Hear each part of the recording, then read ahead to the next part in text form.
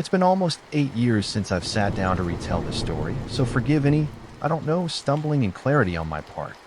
Even now, sitting in front of my laptop, a lit joint burning closer to the filter in my right hand, and a bottle of whiskey just beside me on my left, half of both already consumed, as I recall the events of that day.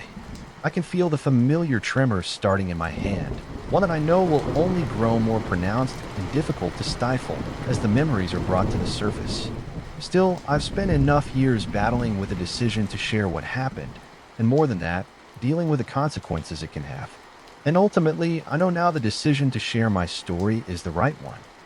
I believe people have the right to know what's out there, and if there's a possibility that I can stop anyone else from going near that place, from going near the shores of Crabbers Bay, I can perhaps prevent that thing that took my brother from hurting anyone else. The fact that other people have fallen victim to the evil of that place, that anyone else has met the same fate as my brother, lingers with me, haunting me nearly as much as the final seconds I saw him, and ultimately saving lives means more to me than the prospective ridicule this may garner, or the pain reliving it will cause. I suppose I should start. Lest I manage to convince myself against it or fall apart before I complete the story, I got a job to do now, a warning to give that I wish my brother and I had had when playing near the shores of our beloved lake house. If ever you find yourself in the area, beware the shores of Crabbers Bay. And do not be lured by its strange phenomena, those shores teeming with little arthropods, for they are little more than an omen of something far darker. Beware the cloaked woman who wanders along the shore. I call it top bunk. No fair. You got it last time. It's my turn, Dad said. Gonna have to beat me to it, then. My brother Ryan said, breaking into a full sprint from the front door and up the stairs before he'd even finished speaking. Ryan was the younger of the two of us by a year, though you wouldn't be able to tell given our appearances or dynamic. He was always the more outspoken and brazen of the two of us, and paired with the fact that he was unusually big for his age and in more cases than one, finding himself in scraps with, and beating some of my bullies, all of whom, like me, were a grade older than him. By the time of our final trip to the lake house, though he was only 11, he stood taller than me and had grown into a pretty brazen kid, never one to back down from any challenge and seemingly goaded by the idea of risk. I suppose because of his size and how he was often treated as a kid much older than he truly was, Ryan felt the need to be the tough kid, to be my protector, even though I should have been his. And because of that, he's gone, and I'm here when it should have been the other way around. It was mid-August, and the end of summer was hurtling closer, evident by the waning hours of sunlight, and the subtle creep of the winter chill in the air, most apparent at night. And our mother and father decided that we ought to take advantage of the rapidly fading benefits of summer, allowing my brother and I one last hurrah before school began and the unforgiving northeastern winter settled in. My brother and I had thrown our bags together, practically loading the car ourselves when our parents told us that we would be departing that night for our last lake house visit of the summer. The beach house had been in our family for generations, constructed by our great-grandfather, who was also the first person to settle on the shores, the first member of the very community in which it sat, which became Fiddler Grove, a small but wealthy little village built behind the cover of a thick northeastern forest that entirely hid the several acres of discreet, private shore that would come to be known as Crabbers Bay. The reason for the name was simple. Crabbers Bay had a unique quirk, a phenomenon really, that made it quite unlike any other and was responsible for the community that had grown around it when the sun set. The shores of Crabbers Bay become teeming with creatures of all shapes and sizes, utterly unlike anything you've ever seen. It was something of a tradition of our families ever since our grandfather had died to make the drive out to the house that our father had grown up in within Fiddler Grove and appreciate the environment in a way he never had growing up. For my brother and I, it was a time represented by one thing and one thing only, the beach. Our father had grown up with a father who was a kind man, but demanded respect and maintained one rule with which he was oddly strict, that our father was not to be found anywhere near the shores of the bay, especially near sunset, due to it being dangerous. Reportedly, our grandfather's warm and personable attitude would grow unrecognizably dark the few times my father was caught sneaking out to play near the shores when he was our age, and the punishment that would follow was uncharacteristic. I suppose that's partly why he made such a point of allowing us that joy, and we did find such joy in it by the time we were passing the city limits. In the small coastal town nearest the little village where the beach house was, my brother and I were practically buzzing with excited energy. The scent of sea salt was growing more pronounced, stoking the flames of our excitement even more as the wind whipped in through my brother's side window, open only halfway at our parents' request, our mom not wanting us to catch something due to the very present chill in the air.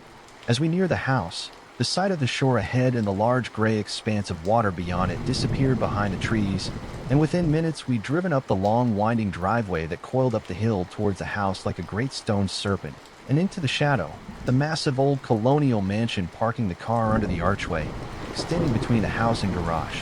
Within minutes, my brother and I had practically tumbled out of the car, and after taking in a breath of salty seaside air mixed with the sweet smell of forest greenery that served as the signature scent of the area, we sped into the house, falling right back into the same argument we had every time we arrived as my brother sped ahead to that bedroom that had once belonged to my grandfather and now served as our guest room.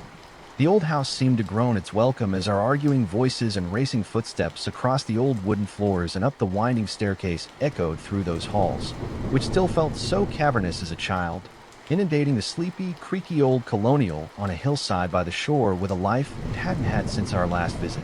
My brother raced ahead of me, speeding past hopelessly, taking full advantage of his greater height and athleticism, nodding up the spiral staircase and down the stairs overhead, showering me with dust from the old light fixtures, swaying under his footfalls. I cried out another complaint to the air he'd previously occupied, quickening my pace while trying not to lose my footing, scrambling up the stairs, backpack in hand. I raced through the upstairs hall, making such a sharp left into the first open door that I narrowly avoided running into the door frame. The room was just as we'd left it, with perhaps a bit more dust, and the addition of my brother's stuff somehow already scattered messily around.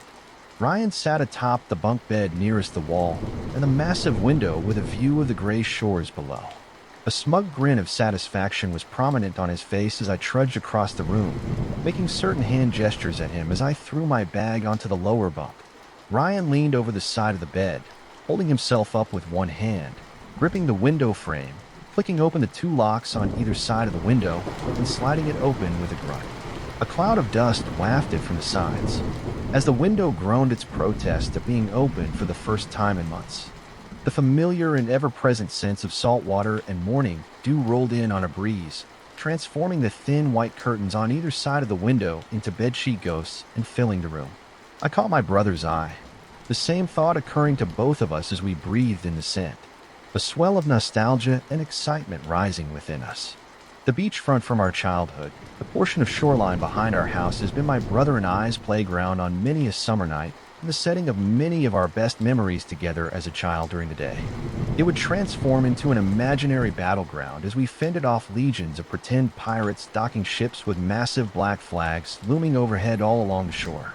And during the evenings, when the peculiarities of that particular beach became apparent, and the sands became covered in legions of moving black things that seemed to reflect the light off of slick shells, blank crabs scuttled across it, emerging from under rocks and shells and fallen branches, and out of the water, seemingly claiming dominion over the beach.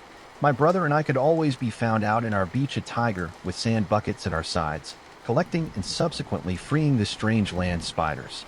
Looking back through the always clear lens of hindsight, I suppose the strange phenomena of our property should have been more daunting to us. I've never seen anywhere as abundant with the creatures as our property would become when the sun began to set, with so many of them so abnormally large. If ever any one of us had chosen to dig deeper, to peel back the layers of what we had so readily accepted as normal, and understand just what it was that made these shores different, just what drew these legions of animals here. Who knows? Perhaps, somehow, we'd never have gone back. Ryan would still be here. We were just kids, though, and as curious as we were, it had never truly occurred to us to question the nature of the shore that in the late evening grew teeming with crustaceans, since it had always just been that way. It became ordinary to us. And it wasn't until the events of that final trip that we would be forced to face the horrifying reality. Without skipping a beat upon reaching the room, we'd torn the bags open, thrown on our swimsuits, and grabbed our plastic beach buckets, and were out of the room in a blur, racing down the hall just as we had moments prior. Ryan, running out to the lead as usual, narrowly missed colliding into our father, arriving with his and mother's luggage at the top of the stairs. As we sped by, Ryan reached the back door that opened up onto the patio first, grabbing the plastic bucket we used to use for sandcastles as children from the pile of beach toys kept near the door. And after a few moments of fumbling with the logs, we were racing down the stairs of the deck and down the path to the beach.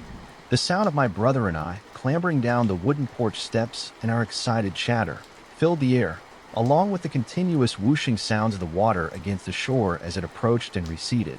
The beach was clear of any wildlife at this point, with the exception of the lone seagull flitting through the sand or circling overhead.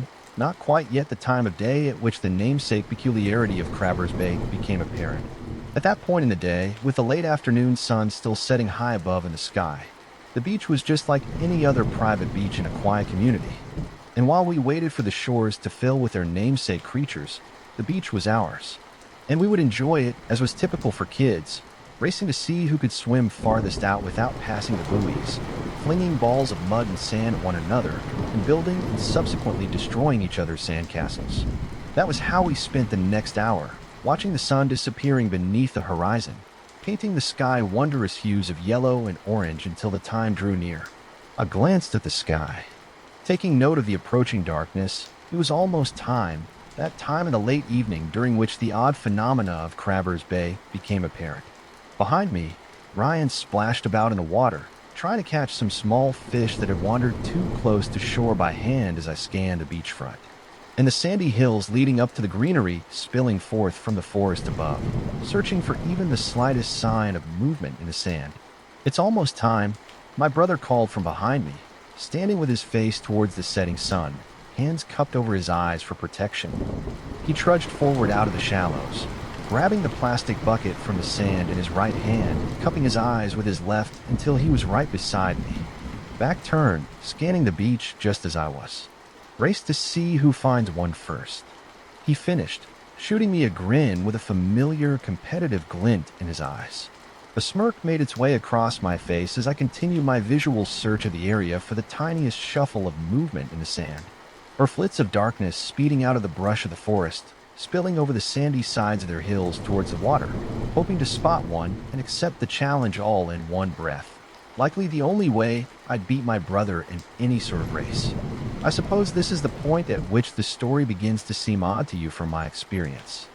This is the point in the tale when the psychiatrists stop and mention never having experienced anything similar, despite plenty of time on the beach. My reply is always the same: you haven't been to Crabbers Bay. It was the very reason the community had come to exist, a strange, seemingly unexplainable phenomena of nature that happened to make those original proprietors, the first fishermen and crabbers who settled here, supposedly stumbling over this gold mine of land by chance, claiming this strip of shore and the surrounding forest as their own, my great-grandfather among them, a generational wealth. The stories of the original crew who discovered the bay always seemed to shift and change based on when it was being told. My father himself admitted he'd never received a consistent answer, but the basics were the same. A group of crabbers struggling to make ends meet set out for a day of work when a record-breaking storm hits the area, throwing them off course and nearly capsizing them on the rocky shores. The storm would begin to wane as the sun started to dip below the horizon, and as the men floated gently into a bay, none of which had ever seen before. And upon bringing up the nets to check for tears, they found it overflowing with an abundance of crabs of a myriad of species. Turning their attention to the beach surrounding them, jaws dropped and hearts skipped beats as they observed the beach seemingly overcome by legions of creatures. Without any intention, they'd stumbled onto a veritable gold mine, and all of the men on that boat that day swore a vow of silence to each other, keeping the location and its phenomena a secret until they'd made a sizable fortune, quickly becoming the most successful crabbing operation anywhere, and taking them all from average crabbers and fishermen to quite wealthy men, most of them anyway. As lucky as it all seemed to be, not everything was perfect. It seemed with the discovery of the bay, a dark omen seemed to follow, and in the weeks and years following, a few members of the crew would return to the bay alone and never return, seemingly disappearing into thin air. Only traces of one would ever be found, a shirt found floating just feet away from the shore, ominous, but ultimately inconclusive, and far from enough to prevent the rest from taking advantage of the land's gift. The rest of the crew, all of whom were richer now than they'd ever thought they'd be, go on to purchase the land, developing a strange affinity for the place, constructing the massive homes and manors that would become the neighborhood of Fiddler Grove around Crabbers Bay. Crabbers Bay is like most other private shores during most hours of the day. Quiet and calm, silted shores along the green borders of the forest, like any other Massachusetts shore. It's when the sun begins to dip, disappearing behind the sea line, and the sands and earth along the shore seem to shift in places with strange sentience. And the crevices and spaces between the rock formations on either side of the shore seem to teem, with tiny forms and hundreds of spindly legs pouring forth, that the place unveils its strange nature there. By the time my head had snapped in his direction, prompted by a shout, Ryan had already taken off in pursuit of something, kicking up a cloud of sand for me to run through in his wake. Shit, my eyes search ahead while running, settling on a fist-sized point of movement and color, purple and black like a bruise, reflecting the final rays of the setting sun, scuttling forth from a freshly opened hole dug out of the sand. A crab, purple marsh to be specific, had unveiled itself from its resting spot under the sand and began roaming the beach absent-mindedly. The first raindrop of a coming storm. Ryan had already covered more than half the distance to the thing, which seemed to realize it was being pursued, veering off to the left towards the little sand slopes, leading up to the forest land ahead, then quickly scuttling off to the right, repeating that pattern along the sand. My brother remained in pursuit, nearly losing his footing several times as the sand slid from beneath him, but eventually managing to close enough of the gap to leap forward and drop the bucket over the fleeing crustacean. "Gotcha, you speedy little jerk," he cried in frustrated triumph, raising the bucket and grabbing the crab in one swift motion, holding the creature under the armpits of both claws to prevent any pinching, as we'd done so many times before. I can't tell you why we did it, or what we found so entertaining about it, but it was sort of a tradition.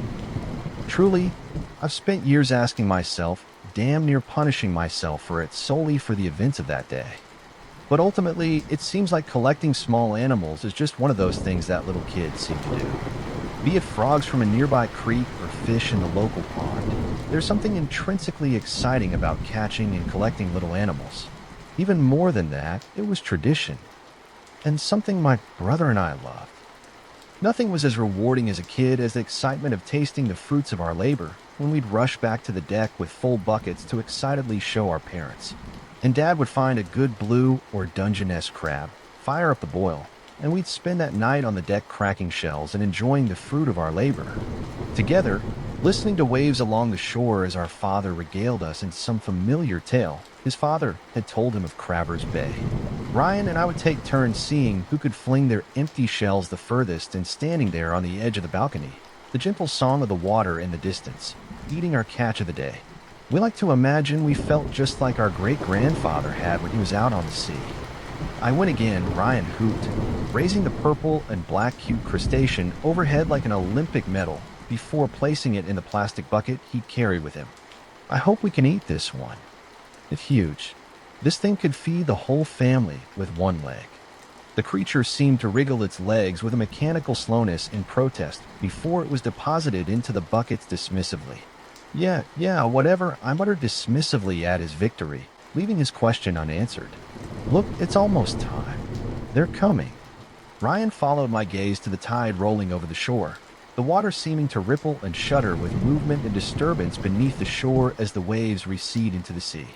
Leaving the sand, which was usually clear save for the occasional dregs of seaweed, broken seashells and rocks that would wash ashore, was now littered with jagged shells and shapes from the deep. At first glance, it would appear that the tide had washed in a great heap of sea, trash, empty shells, rocks, and general ocean garbage. But the longer one looks, they'll quickly notice that the empty shells and rocks are making strange, jerky movements. They'll spot the myriad of spider-like appendages that extend from beneath them and watch as they scuttle away from the water with a speed and insectoid jiltedness, for a lack of a better word, in their movement pattern that's inherently disconcerting as they begin their ritual invasion of the beach. Quickly overwhelmed by their presence at the mouth of the bay, small fist-sized portions of mud and sand began to move, seemingly autonomously, at first pulsing slightly with some minor signs of disturbance, as though something was set to burst forth, the points of motion quickly growing more pronounced and obvious as small clawed pincers of various types emerged from the earth, shoveling away the mud and sand with a practiced quickness in a way that always reminded me of something out of a zombie movie. All around us, What appeared to be hundreds of small stones left by the tide shifted the drift border of the water, depositing more and more of the little six-legged creatures on the beach in small clusters of mud and sand, parted to reveal all the Atlantic blue and purple marsh crabs that had embedded themselves into the earth around us. Come on, let's go. I've never seen some of these before. Ryan cried out, sprinting along the water, dancing around the occasional crustacean emerging from the wet ground. Bucket held out beside him to avoid swinging around its occupant. He stopped, kneeling beside a particularly large purple marsh, digging itself from its cover on a portion of the beach, usually dry, that was now affected by the rising waters of high tide. All six of its legs splayed out to either side, wriggling with a strange labored sort of motion, jerky and odd, as though it were mechanical or some poorly piloted marionette. My skin crawled and a shudder ran down my back. As interesting as I'd always found the creatures and enjoyed catching them, I could never shake just how alien and inhuman they looked up close. It was to be expected, though. My grandfather had always said the creatures were from another world, evolving to survive both on land and life in the darkest depths of the oceans, in conditions almost otherworldly comparatively, watching as the tiny pincer-like mouth of the crab splayed open and shut, its stalked eyes searching for escape. I could almost believe it was really from another world. Well, look at that one. Ryan dropped the purple marsh into the bucket and pointed a bit further down the shore at another crab, scurrying forth from the edge of the water. This one a fiddler, named such for their having one giant claw that dwarfs the other, like a man holding a fiddle. The poor thing seemed to hesitate for a moment, as if truly taking a second to take in its new environment on land, until quickly taking note of my brother's approach as he barreled down on it, and attempting to make a hasty retreat which was encumbered by the sheer size of its claw, which it had no choice but to drag at its side. All around us, the shore that had once appeared untouched from a distance was covered in the creatures as sand, and dirt shifting under every movement of hundreds of emerging shells and legs, scuttling forth from wherever they had emerged, crowding the beach like a flock of birds on their strange, inexplicable schedule.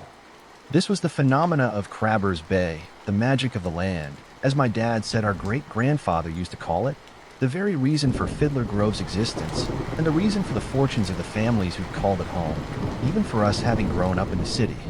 Outsiders of the community, and ignorant to both the depths of their beliefs and the true nature of the phenomena, there was a strange sort of reverence in which you held the place, a feeling that there was something more at play there, a strange, otherworldly sort of atmosphere, reminiscent of the way one felt standing outside in those quiet hours before morning when the world adopts an uncanny silence.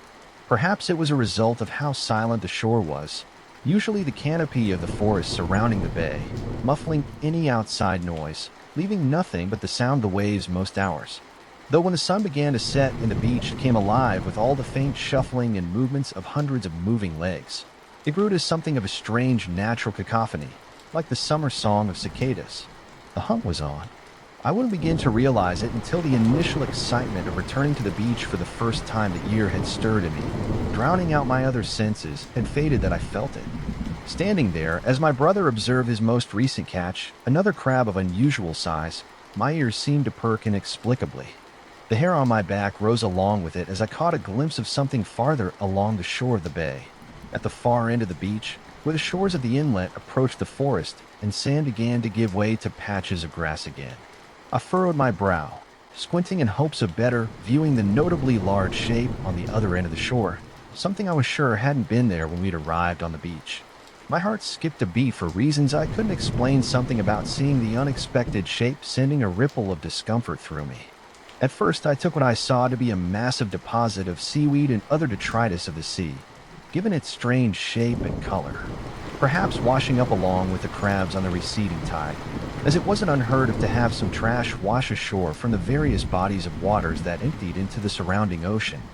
But even with that thought in my mind, the chill I felt almost as soon as I laid eyes on it seemed to linger stubbornly, my gaze brought back constantly to the dark shape at the far end of the beach. Ryan's excited chatter seemed to fade to background noise as he bucketed another crab, my focus on the strange, dark, amorphous shape at the end of the shore. I squinted as though to bring clarity to what I was seeing. Sure, I must be mistaken. It seemed to be moving, rising steadily in its place, A shock rippled through me at the utterly unexpected sight of strange, electrifying side effect of the utter surprise at watching something I thought to be inanimate rose with a strange steadiness of the immediate flood of explanations and expletives that tore through my mind. In that instant, I began to settle in on the idea that it must have been the wind blowing what had to be a massive tangle of seaweed wrapped around something. In a wave that almost appeared to make the mass seem alive, something in my mind unwilling to accept that the oddity at the end of the shore was anything to worry about, unwilling to be distracted from my brother and its fun on the beach.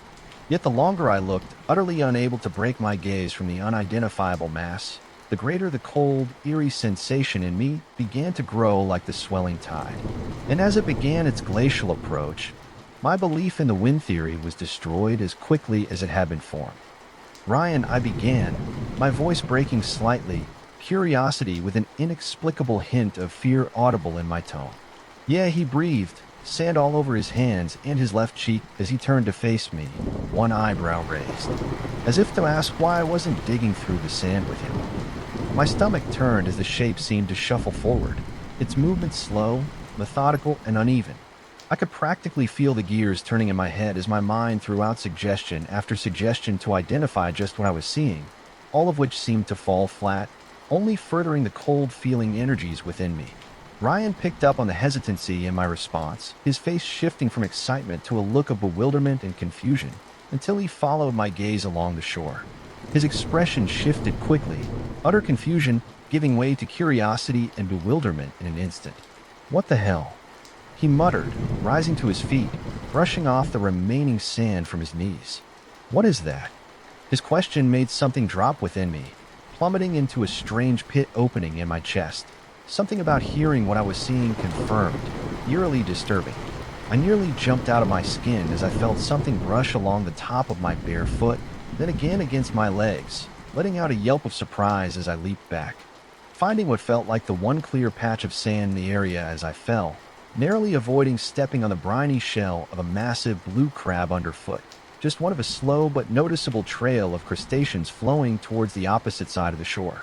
From such a distance, the shape of the thing approaching was indiscernible, and my mind shot forth a myriad of suggestions, convinced of each for only the couple of seconds it took to realize it was false, shifting from a large dog somehow emerging from the water to a pile of sea debris carried strangely along with a breeze.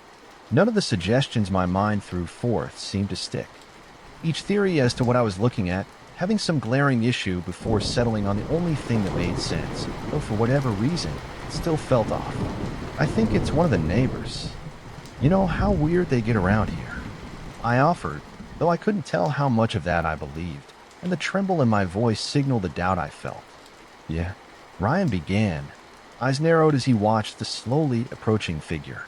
"There are a lot of weirdos around here, but still, don't they usually avoid us?" I knew he was right. Call it another quirk of this place, but the community of Fiddler Grove has always been a rather insular one, likely a result of the days when the original Fishers elected to keep it a secret, morphing into an odd insular attitude and apparent unwillingness to even socialize with outsiders, which I guess we were. They always seemed to watch us from a distance, an unreadable but surely unwelcoming expression on their face, as if they knew something we didn't. It was far from uncommon for us to catch sight of a neighbor eyeing my brother and me playing on the beach from their porch or balcony, a practically uniform frown carved into their expression, who would respond to our friendly waves by turning their backs and disappearing into their home. Now, here we were, apparently watching one of those people shuffle towards us in such a way that made my skin crawl and raised my hairs on end. Whoever it was at the end of the beach, they were shambling closer. At that point, any doubt I had about whether or not what I was seeing was just some pile of seaweed or trash held together and swayed by the wind, faded as with every second it continued its approach, moving with obvious intent. Let's just ignore them. If they say anything or stuff gets weird, we can go inside. The suggestion seemed to satisfy Ryan, who gave the thing a final sideways glance before shrugging and turning his attention to a fiddler crab who'd been moving to join the strange trail of crabs moving down the beach, giving chase as it broke away to avoid him. A cold chill ran down my back, and I could all but feel the person from the other end of the beach's approach, an uneasy guardedness welling up in me. As if any second, a hand would clasp my shoulder. That sensation grew until I could practically feel the clammy breath of someone at the back of my neck growing unbearable, until eventually I turned, my eyes looking back on whoever it was now halfway across the beach from us.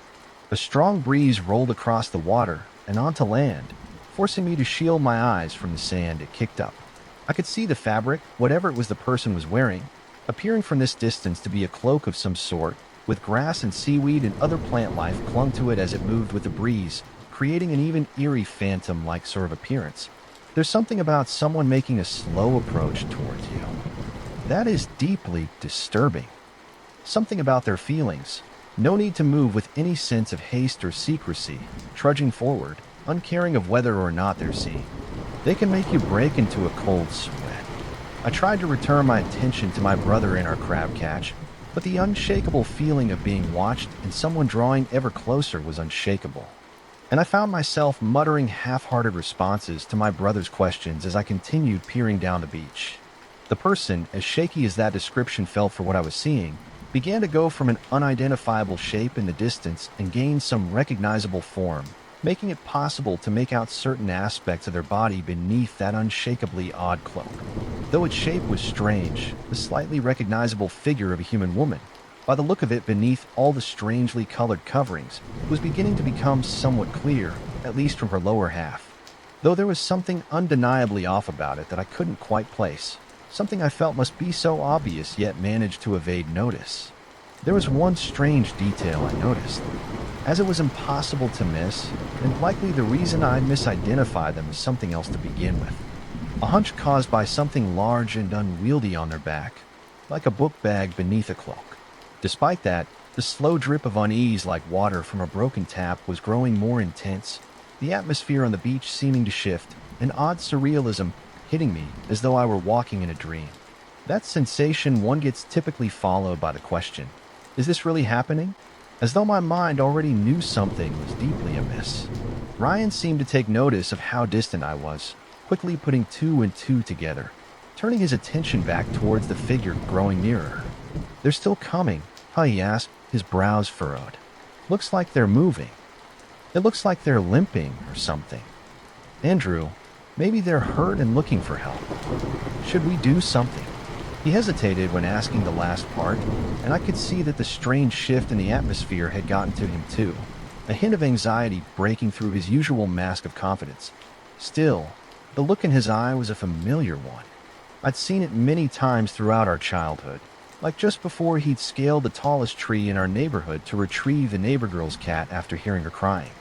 He fell halfway through his descent while I was left to watch from the ground in horror, time seeming to slow as my brother approached the ground. He never dropped the cat, and though he broke his arm, he smiled at the hospital, proud of what he'd done. Ryan was always more than just a daredevil. He was a sweet kid who would help someone in need, regardless of how much his older brother's cowardly attempts to dissuade him or convince him of the dangers. Still, I think at that moment, even he knew better than to just approach the person despite his helpful nature. There was so much about what was unfolding beyond the usual weirdness of the beach to which we were accustomed. That was unshakably weird, teetering dangerously on the border of simply odd and intimidating. He stepped forward, then stopped. His motion stuttered as reluctance seemed to wash over him. The figure at the opposite end of the beach had yet to cease its glacial forward charge towards us, growing more defined, though little detail could be made out from beneath the cloak-like garment draped over it, and we began to hear a noise made faint by the distance between us. Over the faint murmur of the waves and whisper of the breeze, I could hear something breathing, quite labored by the sound of it, a rasping, desperate voice that sounded as though someone was struggling for air against failing lungs and intertwined with it. A haunting, pitchy wail, like an older woman in distress, sent an icy chill down my back despite the relative warmth of the day. "Ma'am," Ryan called inquisitively across the beach, his voice shaking uncharacteristically, with a hint of the same unease I felt. My entire body cringed as Ryan's call shattered the silence. Every nerve of my body seemed to jolt in response, a light but steadily growing stream of dread trickling through my chest as we awaited some semblance of a response from the odd person who was undoubtedly making their way towards us. His words seemed to hang in the air, punctuated by the constant clacking of tiny chitinous legs darting over top shells as they scuttled over one another and through the sand, which, as I began to truly listen more, my hearing growing more sensitive as I strained to hear a response, a whispered greeting, or anything from the person approaching, I noticed for the first time how much louder and eerily uniform the sounds had become. For the first time since their appearance on the beach, I managed to pry my attention away from the disturbingly captivating figure in the cloak, feeling almost mesmerized by its strange sway, and began to notice something wrong with the crabs covering the beach. They'd all but ceased their typical behaviors. Instead, coming together in masses of legs and shells of varied size and appearance, forming shuddering dark masses, moving waves with hundreds of spindly legs and grasping claws that seemed to move. With a single mind, like some massive ant colony, even the perpetually skittish hermits, which typically avoided the larger, sometimes more aggressive crabs, were now neglecting their typical feverish digging of safety holes in the sand to join the others. It wasn't an isolated event either, and as I turned to observe the rest of the shore behind us, I saw the same strange sight repeating all along the beach. They swarmed and circled en masse, moving like a living whirlpool, a constant hail of chittering clicks audible as they stampede over one another in their strange guided frenzy. Something was wrong. Opening my mouth to speak proved useless at first, and it felt as though the air had been sucked out of the immediate vicinity, leaving me to produce only the smallest sounds of surprise, shock still robbing me of my functions.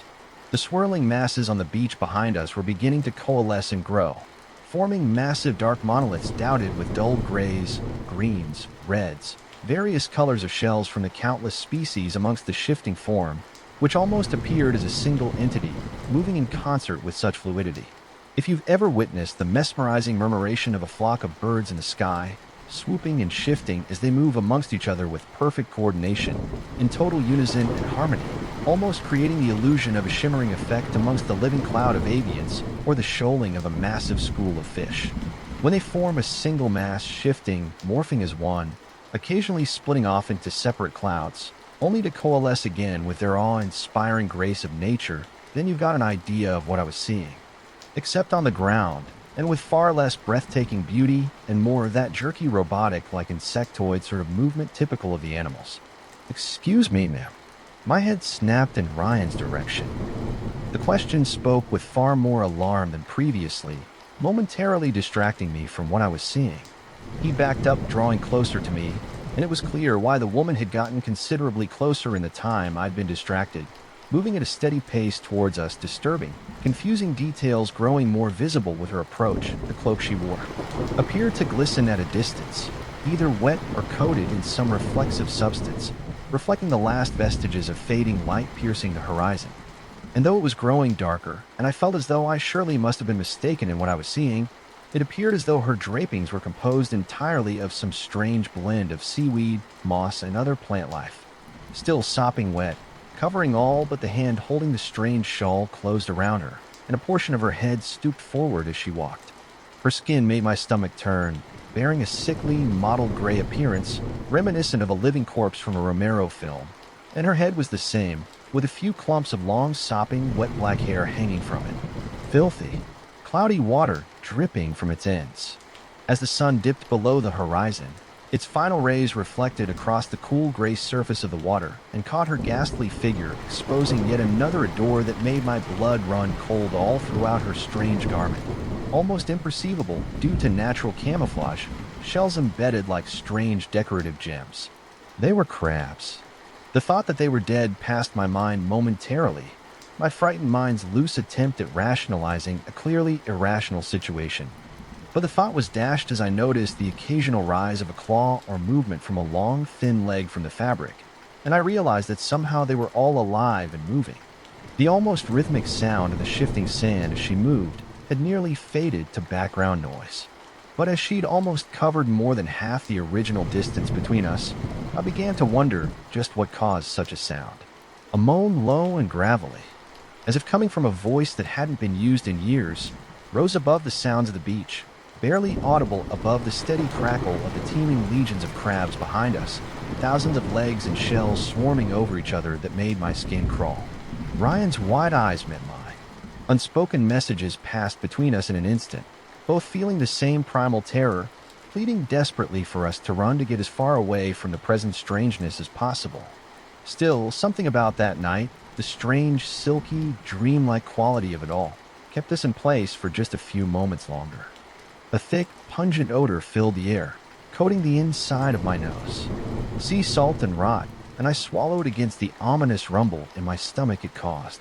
I took a step back away from the wave of stench rolling forth from the ghastly woman when a sharp pain exploded through my ankle, sending a wave of nausea rippling through me, and I fell to the ground with an ominous crunch. "Shit," I cried out, pulling my legs close and gripping my now throbbing ankle. The pain was extreme, at least for a child like I'd been.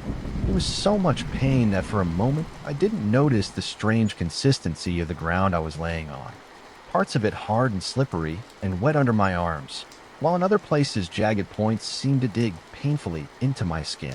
It was a combination of the pain settling into reality, allowing my senses to return, and Ryan's horrified, stunned expression, as his eyes stared past me, glazed with fear as he saw what I'd landed on. "Andrew, are you okay? Get up." His voice was small and frightened in a way I'd never heard from him before, for the first time truly sounding like my frightened younger brother. He was clearly worried about my well-being, sensing that I was hurt, but I could tell that wasn't his focus. His eyes glazed as he stared past me. What I'd assumed to be the earth beneath me had shifted, practically moving me along with it. And his one hand shot away from my ankle in response, running along the hard shells and pointed claws of the swarm beneath me. Now a single moving wave of pinching claws and moving limbs completely covered the ground beneath me. Ryan's head shot back and forth, eyes darting between myself and the legion of crabs beneath me, and the woman who couldn't have been more than 30 feet away from us at that point, the stench wafting off of her growing, suffocating. The ground around our feet was covered within seconds by the impending mass now moving across the beach like a wave, and I managed to roll myself over the shells beneath me, finding a patch of open sand with the help of Ryan, who grabbed my arm, pulling me up onto my good leg. On the ground all around us, numerous crabs, some impossibly large, almost the size of small dogs, flowed past like a living river. The continuous prickle against my legs, making my entire skin itch, with the sensation of little legs crawling across me, reconvening past us, in a single stream moving for the same point. The woman, if we could even still call her that, was so close we could hear each one of her slow, labored breaths and the sickening gurgling sound her throat would emit with every attempt to inhale. Though still covered by her garment, the construction of which stumped me, as it seemed entirely composed of things I saw no way to fashion into clothing, seaweeds and various greenery stitching together reminiscent of some natural soup. Her visible arms seemed to dangle before her uselessly, and as she approached, even with the sun now firmly behind the horizon, I could see the sickly condition of her skin more clearly, and my mind raced with questions. It was the arm of a drowning victim out of a movie, or a waterlogged corpse pruned with the skin, seemingly ready to slosh off the bone at any moment, hanging loose from the body. I couldn't imagine what the rest of her would look like, nor did I want to find out. The black mass of shells and legs moved toward her like a living river pooling around her. Individual crabs crawling up her form, their legs disappearing into the strange mossy coverings draped over her as they embed themselves like sick jewels. I don't know why I kept looking. Everything in me begged for me to turn my head or close my eyes, screaming out to me that whatever stood before us was something unexplainable and that I should be fleeing. Still, my legs felt frozen. My feet locked in place in the sand by some misfiring in my brain, eyes locked on the approaching figure, staring deep into the darkness beneath her cowl, horrified, yet waiting for whatever was concealed beneath. I couldn't have been prepared for what I was going to see. The sky had turned from the deep purple and orange of the twilight to the navy blue of the night. The moon hangs overhead, serving as a brilliant source of light, illuminating the beach below. As she shuffled forward, barely a few feet away from me at this point, the face concealed beneath her hood became visible. A morbid blend of humanity and something else I struggled to comprehend. Whatever this was, this thing we've been sharing the beach with, it wasn't human. Her face, above the nose anyways, was the most humanesque aspect of her appearance, with undeniably feminine eyes that would have been striking if not for their lacking any sort of whites or iris twin pools of wide inky blackness that seemed to pierce me with her gaze. That was the extent of the thing's humanity in her appearance, her nose merely two pulsating slits in her face at first glance, but a flash of motion from them caught my eye. Then a second and a sick feeling flooded through me as I began to process what I was seeing. Two little mandible-like things flitted out of her nose on occasion, seemingly tasting the air around her. The mouth was no better, almost imperceivable when shut. It splayed open as she hissed two separate sets of fleshy, pale pincers covered in what seemed like human skin, separated like parts of a mask to reveal a circular opening riddled with a mouthful of teeth protruding from all directions. A steady stream of saliva running down her chin, splaying across the sand as she began to emit strange, excited chitters. My mind reeled in a violent wave of dizziness. Struck with such force, my vision seemed to shake from it, as the strange sense of surrealism of being in a waking nightmare grew overwhelming, rising up in my chest, threatening to make me vomit. Ryan tugged at my arm, returning my senses as he tried desperately to pull me in the direction of the deck. Terror etched into his features as I'd never seen before. I tried to follow, entirely forgetting the injury to my ankle, which gave way almost as soon as I placed my weight on it, sending me sprawling face first into the sand. I turned back to gauge the horrible woman's distance from us, regretting it immediately as I got my first view of what was hidden behind the strange cloak. For one, what looked like a cloak from a distance was actually a net, a standard fishing net entangled with a variety of ocean plant life, like some makeshift suit serving as home to a dozen small crabs that seemed to have made a home in the thing. I wanted to try to stand up again, to run or crawl, but I remained frozen in place, staring up at the approaching nightmare, waiting at any moment for myself to wake up. But there would be no jarring moment of shooting up from my bed, realizing it was all just a dream, and with each passing second, the horror I felt seemingly threatened to burst my heart. The thing was an abomination. The top of its head, by far the most human part of it, seems to rise up from out of some sort of pale shell around the top half of her body, peering out with those endless black eyes as though taking measure of May. Its torso was humanesque in shape, but not in design, covered in a clear yellowish carapace beneath which its fleshy insides were visible. A pulsating mess of pink and white with streaks of red blood vessels and covered with 6 long, fleshy tendrils, 2 of which ended in points, the other 4 of which ended in small, useless little hands that appeared malformed or incomplete, like something you'd find on a fetus with white muscle and bone visible under ripped skin that didn't seem to fit, all stabbing and prodding at the air in front of it, like a hermit crab trapped on its back. One of her arms ended in a human hand, the skin of which appeared ordinary, and the question of whether the thing before me had once been human did occur to me, but it was drowned out by my deafening fear. The other was claw-like, but clearly made up of fingers stretched or malformed to appear like a claw, with bony ridges running down the inside of the thumb and index. As my eyes traveled down the creature, every detail seemingly worse than the last, my stomach turned as I saw its legs, immediately understanding the strange limp in their gait. The thing had 4 crab-like stilts for legs, on which it teetered and moved like a marionette. The fleshy arms continued to shoot forward, reaching for me desperately, and the creature picked up speed, moving towards us with a quick, spastic, uneven motion that triggered every fight or flight response I had. Help. Help us, Ryan's desperate cries only served to make my heart beat faster. As I felt his hands grip under my armpits as I began to desperately attempt to pull myself towards our house, the thing hissed and chittered loudly in response, its body beginning to twitch violently as it shook off its strange fishing net garment, grasping it firmly in its human hand, revealing itself fully to us. It was like some horrible god had taken a woman, beautiful one, maybe at some point, and stitched her into a massive crab shell, replacing what should have been her back and shoulders, which I realized was the mass I'd seen on her back. There was something almost hauntingly beautiful about her eyes, and for some reason all that came to mind was the mental image of a mermaid with pixie-like dark eyes. And for a split second, I could afford to be distracted. I wondered if the creature before me had always been this. A faint, wet scratching noise came from the hole where her mouth should have been. Its mandibles splayed out to either side to reveal the hole full of jagged human teeth.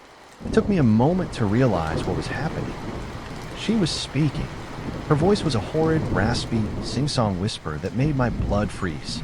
Crack the shell, eat what's inside. Crack the shell, suck out the meat. Crack the shell, taste the sweet, tender, fleshy bits. The creature sang its spine-tingling tune to itself as it scuttled towards us.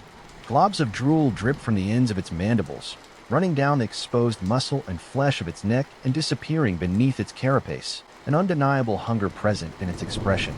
Crabs from every part of the beach seemed to take notice of the creature, seemingly attracted to it in droves crawling over my brother's feet and running along my entire body as he pulled me until a continuous swirling mass of legs and shells had formed beneath the creature, like some freak hurricane of which it stood in the eye.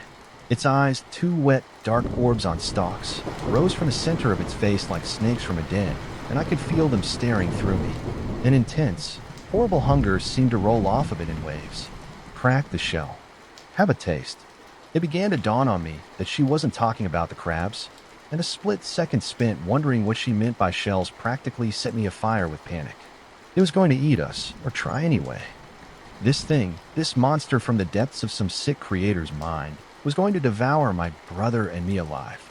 The thought was dizzying, like staring over the edge of a skyscraper, but it provided all the motivation I needed to try and push myself up onto the one good leg, using Ryan as balance and trying to flee as best I could. Though the root of unease had grown into a forest of inescapable dread within me, knowing that she was closer to us than we were to the house and moving much faster, we weren't going to make it. We were going to die on this beach that we've loved all our lives at the hands of something I couldn't even understand. I knew I should turn away, to focus on the house ahead of me and put my every effort into escaping. But something in me refused, utterly, horrifically transfixed with the cause of my imminent demise. "Andrew, hurry, man," Ryan pleaded from ahead of me as I lagged behind, my injured ankle screaming out with a red-hot pain that radiated through my entire leg, pulsing like a heartbeat. He'd stopped running several feet ahead, staring back between myself and our pursuer with an unreadable expression. From behind me, I heard the awful croon of the thing groan nearer, along with the almost rhythmic sounds of its massive crab-like legs slamming into the earth as it scuttled forth. I tried to stand, and collapsed again into the sand beneath me, shouting out in pain and frustration as I'd never felt before as my leg gave up on me once again. "Just go. Please go get Mom and Dad," I cried out to him. My face fell into the sand, a dejectedness spreading through me like nothing I'd ever felt, as the fact of my imminent demise weighed on my young mind. I knew there was no way he could do that, no way for him to reach our parents and get back in time. But I wanted to protect him and get him as far away from the danger as possible. I just wanted him to live. But Ryan was always the brave one. The sound of continued footsteps in the sand brought a surge of relief, overwhelmed almost immediately by a shockwave of dread as I realized they were approaching. My head shot up and my heart fell as I confirmed what I'd heard. "No, go," I shouted at my brother, barreling towards me. Tears streamed down his face, yet his expression was one of rage and determination. "He's going to try and drag you back, and neither of you will make it." The thought almost killed me itself as I begged for my brother to turn back and to leave me. "You can't carry me fast enough. It'll get us both," I said. Ryan was strong, stronger than me at least. And like I said, he was a big kid. But even he wouldn't be able to drag me back faster than the horror behind us was approaching. Its sickening croon was almost sing-song now, though the voice was a horrid mix between a deep, wet gurgle and something reminiscent of a grandmother singing to her loved ones. My brother turned to me. I know he said his response was unusually firm, with a finality that made my blood run ice cold. "Get up and go as fast as you can," Ryan said, running past me. He ran towards the nightmare of a being that had emerged from Crabber's Bay. I heard someone call his name, a horrible, sorrowful shriek. I realized the voice was my own, as I watched him grow closer and closer to the ever-thrashing, vestigial hands of the woman on their long, fleshy, crab-like arms, reaching out desperately for my brother. I can't imagine what he hoped to do. I suppose he thought he was going to grab the thing and overpower it, battling it heroically, leaving me the time to crawl to safety. Perhaps he thought he could even escape the thing, and we'd both make it back. Neither was the case. I watched on in horror as my younger brother came within reach of the longest of the creature's grasping arms. Time seemed to slow as it found hold of my brother, digging into the exposed flesh of his shoulder with a wet sound. Everything seemed to stop for a moment, as small drops of blood began to trickle down Ryan's back from where the creature's claws were dug in, leaving pale trails of red in their wake. Then, with the quickness of a striking spider, the rest of her limbs followed suit, all finding purchase in my brother's skin, the large clawed arm grasping his own with obvious brutality. A few of the thinner, more insectoid limbs reach around to plunge into his back, pulling him into something of an awful hug. The chitinous outer shell creaked with effort as the thing pulled him nearer. I opened my mouth, but found no words as she pulled him closer, an awful, excited moan rising from her as Ryan fought and struggled against her, taking up sand as he tried desperately to pull himself free. Stop. He began to plead. All the bravery once present in his voice was now gone. He sounded like the kid he was, just a scared 11-year-old. His pleas were cut short by another round of excited chittering from the creature as it raised its head, opening its mouth, gnashing hungrily with rows of human teeth. The mandibles extended out from either side of it, viscous drool running down their ends. She pulled Ryan into her, pressing him against her exposed chest, cold and hard where the shell covered it, seemingly wet and fleshy, where the strange human components remained exposed. By the steady streams of blood running down his arms and back, I could tell her grip was strong and only getting stronger. The pointed hooks and small prying fingers at the ends of her arms were deep in Ryan's flesh, making sure there was no way he was going to escape her grasp without leaving a significant chunk of himself behind. The being affixed my brother with a look, her eyes blazing with a hunger I couldn't comprehend before glaring over his shoulder at me. It's impossible to be sure with a mouth like that, but I swear she smiled at me before she spoke. Crack the shell. Taste the meat inside. Her voice was a whisper of death over the breeze, the only audible sound it seemed, besides the wind and water and non-stop clatter of crabs over each other, and her words rang with an audible finality. Then, with a final haunting shriek, she reared back and bit, her mandibles gripping him on either side of his head, pulling him close. The sounds in those following few moments have remained with me, haunting my thoughts like a phantom for years. I hear them ringing out from the darkness in my worst nightmares and awake in a frozen chill, with them echoing throughout my mind for hours to come.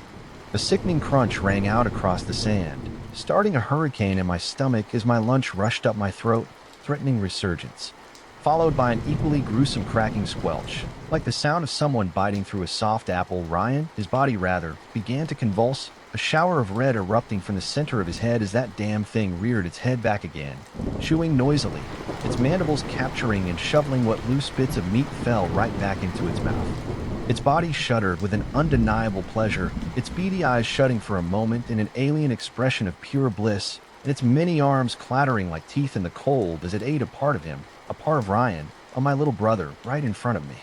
The feeling of powerlessness that spread through me like a cancer hurt far greater than any physical pain I was in. I'd like to believe that it killed him instantly, saving him from whatever else it had in store for him. An injury like that should have been fatal. But the way he moved, the way he seemed to struggle against the vice grip that demon around him had, I don't know. Its grip never seemed to loosen. Quite the opposite, its spasm of excitement seemingly causing those awful little, almost human hands to dig in hungrily, disappearing into Ryan's back arms, and wherever else they'd made contact, as if merging with him. My sight grew blurry almost instantly. Maybe it was the tears, maybe it was the dizziness. Probably both. I tried to crawl forward, any concerns for my own pain, safety, or survival, turning to dust with the sight of Ryan, my only thoughts of getting to him, of reaching my little brother and holding him, of making everything okay. It seemed aware of my intentions, scuttling back away from me, dragging his feet in the sand, leaving a trail from the pool of blood beneath where he'd been that was quickly swarmed by some of the crabs who seemed to fight over it, and whatever else fell uneaten by the creature. I don't know how far I made it when my vision began to go. Hordes of darkness burning their way into the picture like damaged movie film, growing until the dark was almost all I could see.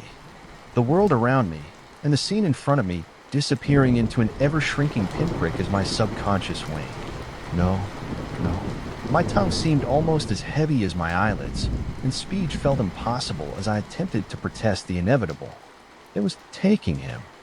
This thing was taking my brother away.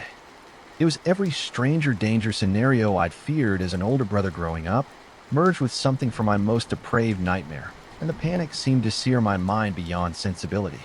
The fact that Ryan was almost assuredly dead seemed to constantly escape me, motivating my pathetic crawl forward, growing slower and more labored.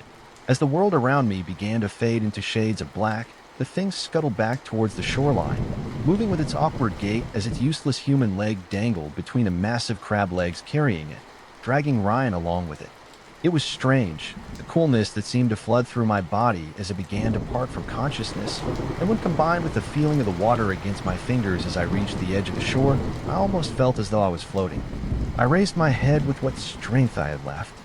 My eyes struggled to adjust against the now darkened sky, with only the faintest rays of moonlight piercing the cloud cover to illuminate the night. It stood there, with its back to the moon, uproarious winds whipping the strange cloak of living things that had covered her off to the side. And she stood tall, arms outstretched in something that seemed like a show of dominance. Her stilt-like legs carried her several feet above the waves as the legions of crabs across the beach seemed to pour into the water after her in a massive tidal wave of movement. As the world around me began to fade into a pinprick, I watched. As the creature began to wade off from the shallows of the bay, a beach full of crabs around it followed suit, disappearing one by one beneath the water, which seemed an inky black mess in the darkness. She was the last to be submerged, a measured carefulness in her descent, casting a final look back at me and the surrounding shores, an unreadable glint present in those black eyes as they disappeared beneath the water, and the darkness seemed to envelop me. The following hours were excruciating. My father found me, passed out on the beach at the edge of the water while the tide was rising, and seeing no sight of my brother, he knew immediately that something was wrong. I'd nearly drowned. Hell, as the night continued, I wished I had. I told him everything I knew, everything that happened from start to finish, my brother and I seeing something strange at the moving end of the beach and thinking it must be a neighbor, all the way to the strange behavior of the crabs and how they seemed to respond to the thing. I suppose I don't have to tell you how well that went. Grief is a powerful, awful thing. It can warp the way you think, crack the lenses through which you view the world, and utterly transform a person. It certainly did for my father. I don't think he truly believed I had anything to do with Ryan's disappearance. We were best friends, and a part of me has to believe my father knows I never hurt him, that he was just a grieving father beyond his wits' end, and I was the only one on a beach where my brother's blood was found. By the time the police had come, he'd grilled me past the point of tears himself, and had to be calmed down by my equally bereaved mother, and I recall believing I was going to go to jail myself for my own brother's death at the hands of something unexplainable when the cops came. There were two of them, a woman stern and matter-of-fact, with her questions despite my obviously emotional state, and a man a bit taller, with a rather bushy mustache and a curious expression in his eyes that seemed to be searching for something. The woman cop had left the room to meet an approaching car of incoming officers and show them to the beach, where my brother's blood still sat. A place we played at for years, now a crime scene. When the room was empty, save for our family and himself, he spoke up, confirming what the expression on his face gave away. There was something he'd wanted to say since arriving. "Excuse my partner. She's not from around here, just transferred in. Look, I'm truly sorry, and we're going to do the best we can to find your boy." The officer had told my father after they'd arrived and been filled in on the situation, as well as my account of the events. But while I imagine this is a weird place, Crabbers Bay. Most folks that aren't from here or haven't been here for a long time don't come around here, and especially don't go near that beach. I know, my father began, his voice dripping with venomous grief I'd never heard from him before, which made me shrink away. The crab thing freaks most people out, and the people here are just as weird. Believe me, I've heard it from my wife enough. I wasn't the best behaved child a parent could hope for. I was selfish, greedy, and hostile. Basic nightmare kid. I'd pitch fits when I didn't get my way, and often make sure to break something my folks treasured to make my point. I would pound on walls, throw things across the room, and even slap or hit my mother or father when they would feebly attempt to calm me down. My dad had apparently been abused by his father when he was a kid, so he would always try his best to keep his cool when I raged on. I took advantage of that fact and made sure to push every single button I could to practically dare him to hit me. Many times he would just walk away and leave me screaming and raging, but I considered that a win. Oh yes, I was far more than a handful, but my parents still loved me, even if I was a monster in the making. It wasn't until that Christmas Eve of 2001 that I learned I was not the center of the universe, a lesson I most definitely needed to learn.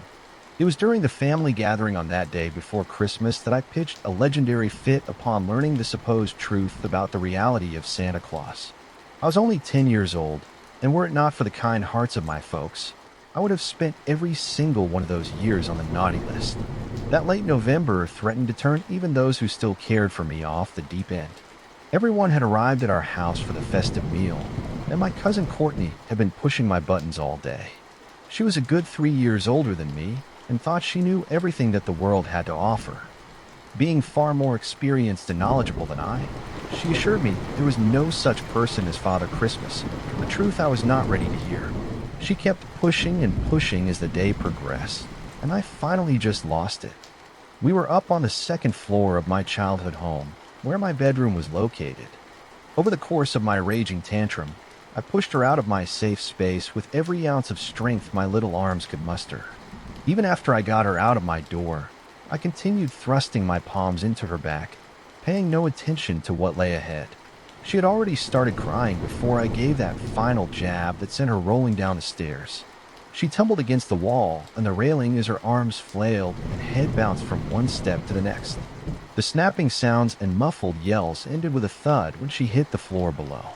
Every adult had made it out there before her fall came to a close, and their shocked and appalled eyes cut from her twisted body to my guilty face.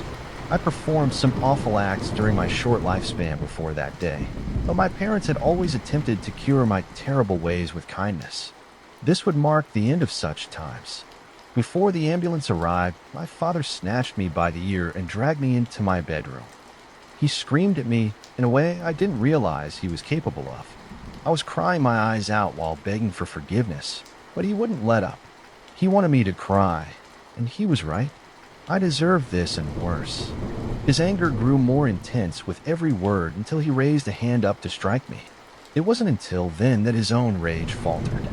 He just stared at his own hand for a moment before he dropped it exhaustedly back to his side. He glared back at me, and I watched the scowl on his face lighten back to a more blank expression, with tears slowly dripping from his eyes. He shook his head from side to side and turned to leave the room without so much as looking back at me before he slammed the door shut.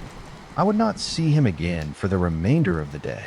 The house fell silent after the paramedics left, with Courtney strapped to the gurney. I watched out my window to see everyone, including my parents, leave the house to follow the ambulance to the hospital. I was never left alone at home, but clearly nobody could stand to be around me at that moment.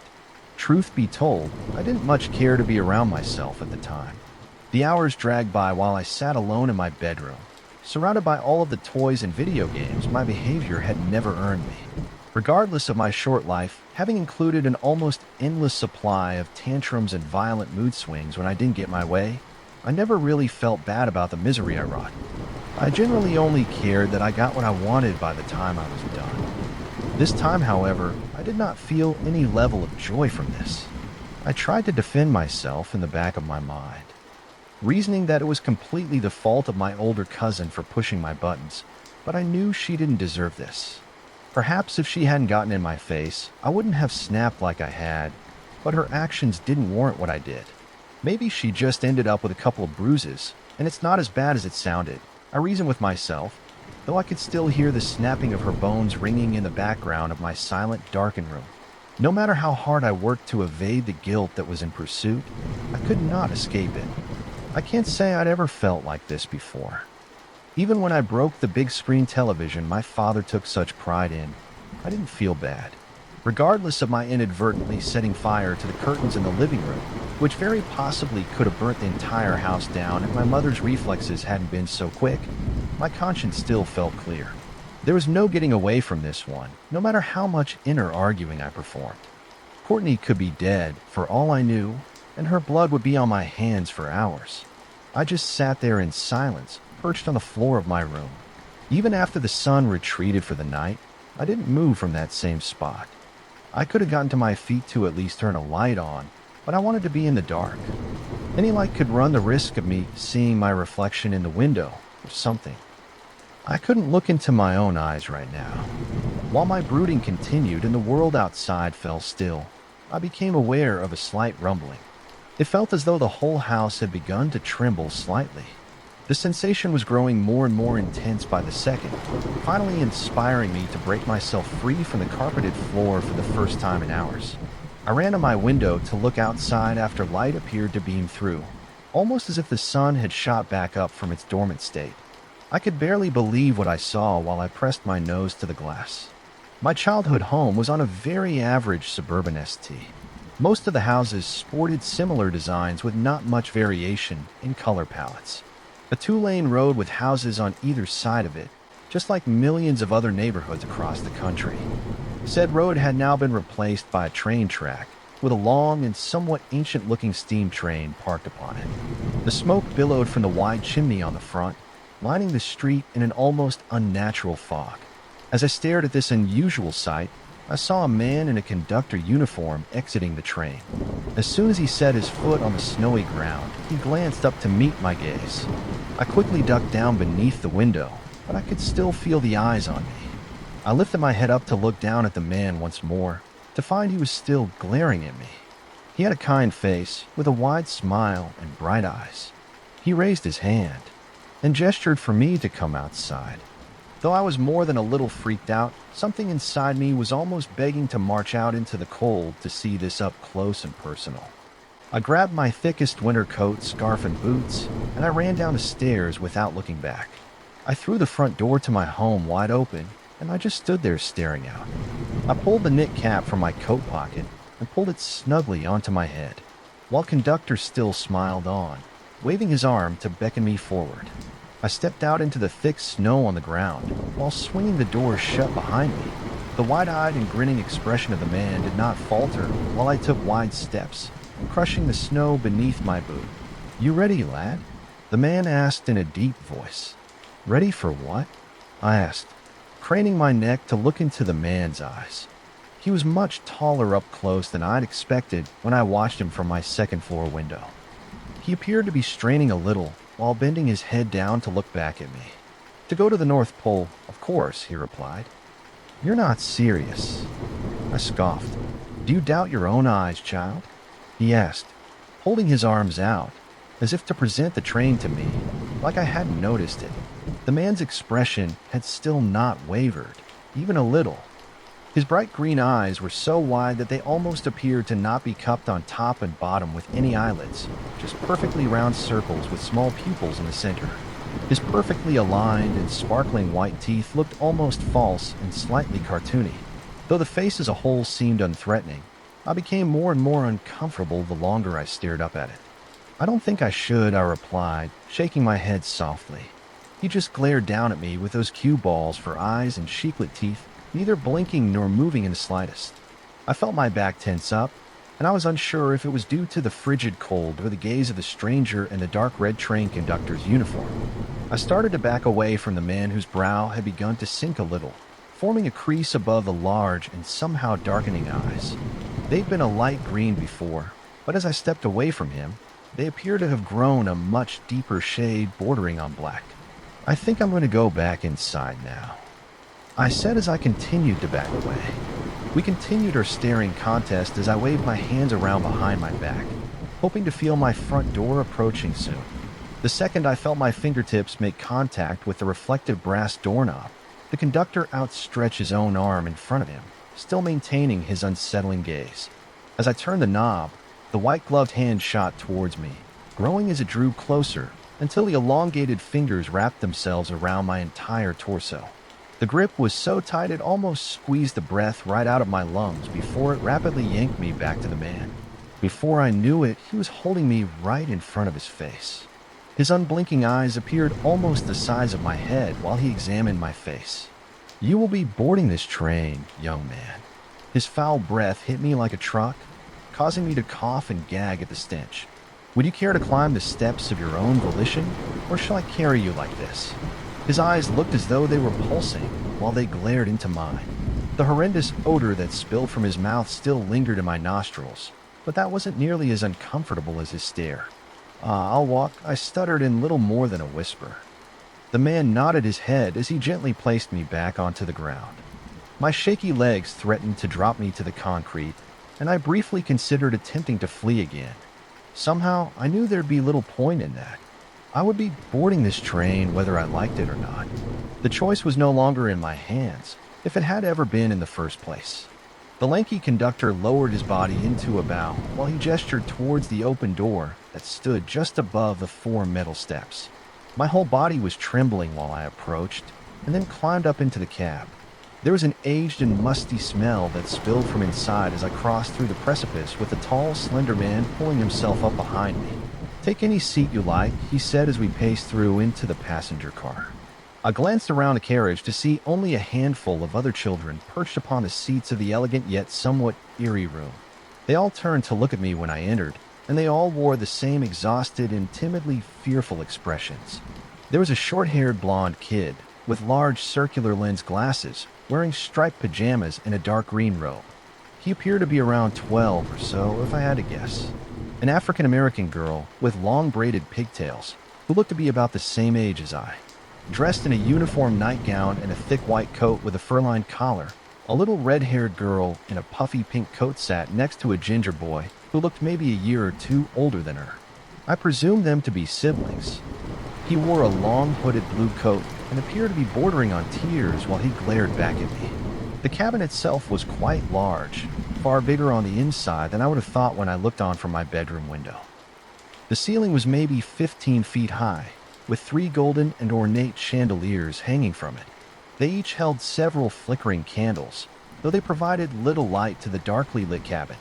Shimmering yet slightly tattered tinsel drooped from them, in no particular pattern or design. Each red velvet-lined row of seats had a large arched window to the side with delicate filigree of borders.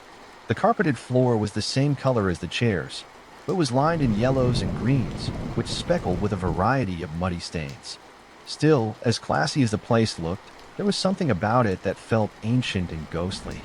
This seemed like a place in which the dead would gather to travel from one plane to the next, not one that would carry small and terrified children to the wonders of Santa's workshop. As my trembling legs led me to the closest seat, I had little doubt that we were not bound for any place fantastical and inspiring. Given the fact I'd very possibly killed my older cousin, the journey was not to reward me. The sour expressions etched onto the faces of my traveling companions led me to believe we were all on the same page. We would be facing punishment for our ill deeds tonight, something I could not deny that I deserved. We all sat in silence while the tall, thin man made his way to the front of the cabin before sliding the door open and leaving our sight. Occasionally, one kid would glance at another before cutting their eyes back to the world that was now swiftly moving beside us. The train made little noise as it traversed the tracks that seemed invisible to the occasional bystander or driver behind the wheel of one car or another. It felt like we would just pass, right through any obstacle that may drift in front of the speeding rail car, as though we existed now in a separate plane. I briefly considered the notion that I had died and was now being transported to whatever realm awaited me in the afterlife, but it was more of a fleeting thought, mixed with a grain of denial. As I stared out of the window to see the row of houses give way to a snowy and empty expanse, I became aware of the sweat that had begun to drip from my brow. I realized it was almost suffocatingly hot in here, and I thought it may be best to remove my thick winter coat. As I leaned forward to slide the padded fabric down my shoulders, the cute little pigtailed girl across from me cleared her throat loudly to catch my attention. She shook her head violently and whispered, "Don't." "Why not?" I asked. "It's so hot here." "Chill." One of the gingers echoed from up front. "What?" I asked, darting my eyes between the other occupants of a train car. "Chill." Came from all directions now, and the girl across from me still shook her head wildly as I continued to pull off my coat. "You guys are being dumb," I said, shaking my own head, pulling my left arm free from my jacket. Suddenly, the door at the front slid to the side, revealing the still smiling face of the conductor behind it. Instantly, all the other children turned their gaze away from me to look down at their own laps or out of the windows. I sat in place, with my right arm still in my coat, staring at the tall man as he strolled in wide strides towards me. He stopped once he got next to the seat I sat in before turning to face me with his head tilted to one side. We just stared at each other for a moment before he said, "Here we only have one rule." I felt my heart begin to race while the wide, round eyes darkened once more. Never, ever let them cool. I slowly pulled my coat back up my left arm and pulled it shut in front of me. As I continued my staring contest with a grinning man, he held his right hand up beside his face, snapping his fingers. Seconds later, another man came speeding through the door, pushing a cart which held a tall pitcher and a single filthy mug. It took me a second to notice that the one who pushed the tray appeared to have absolutely no features upon his face. It was like a blank sheet of flesh with two small holes for eyes. No mouth, no nose, no ears.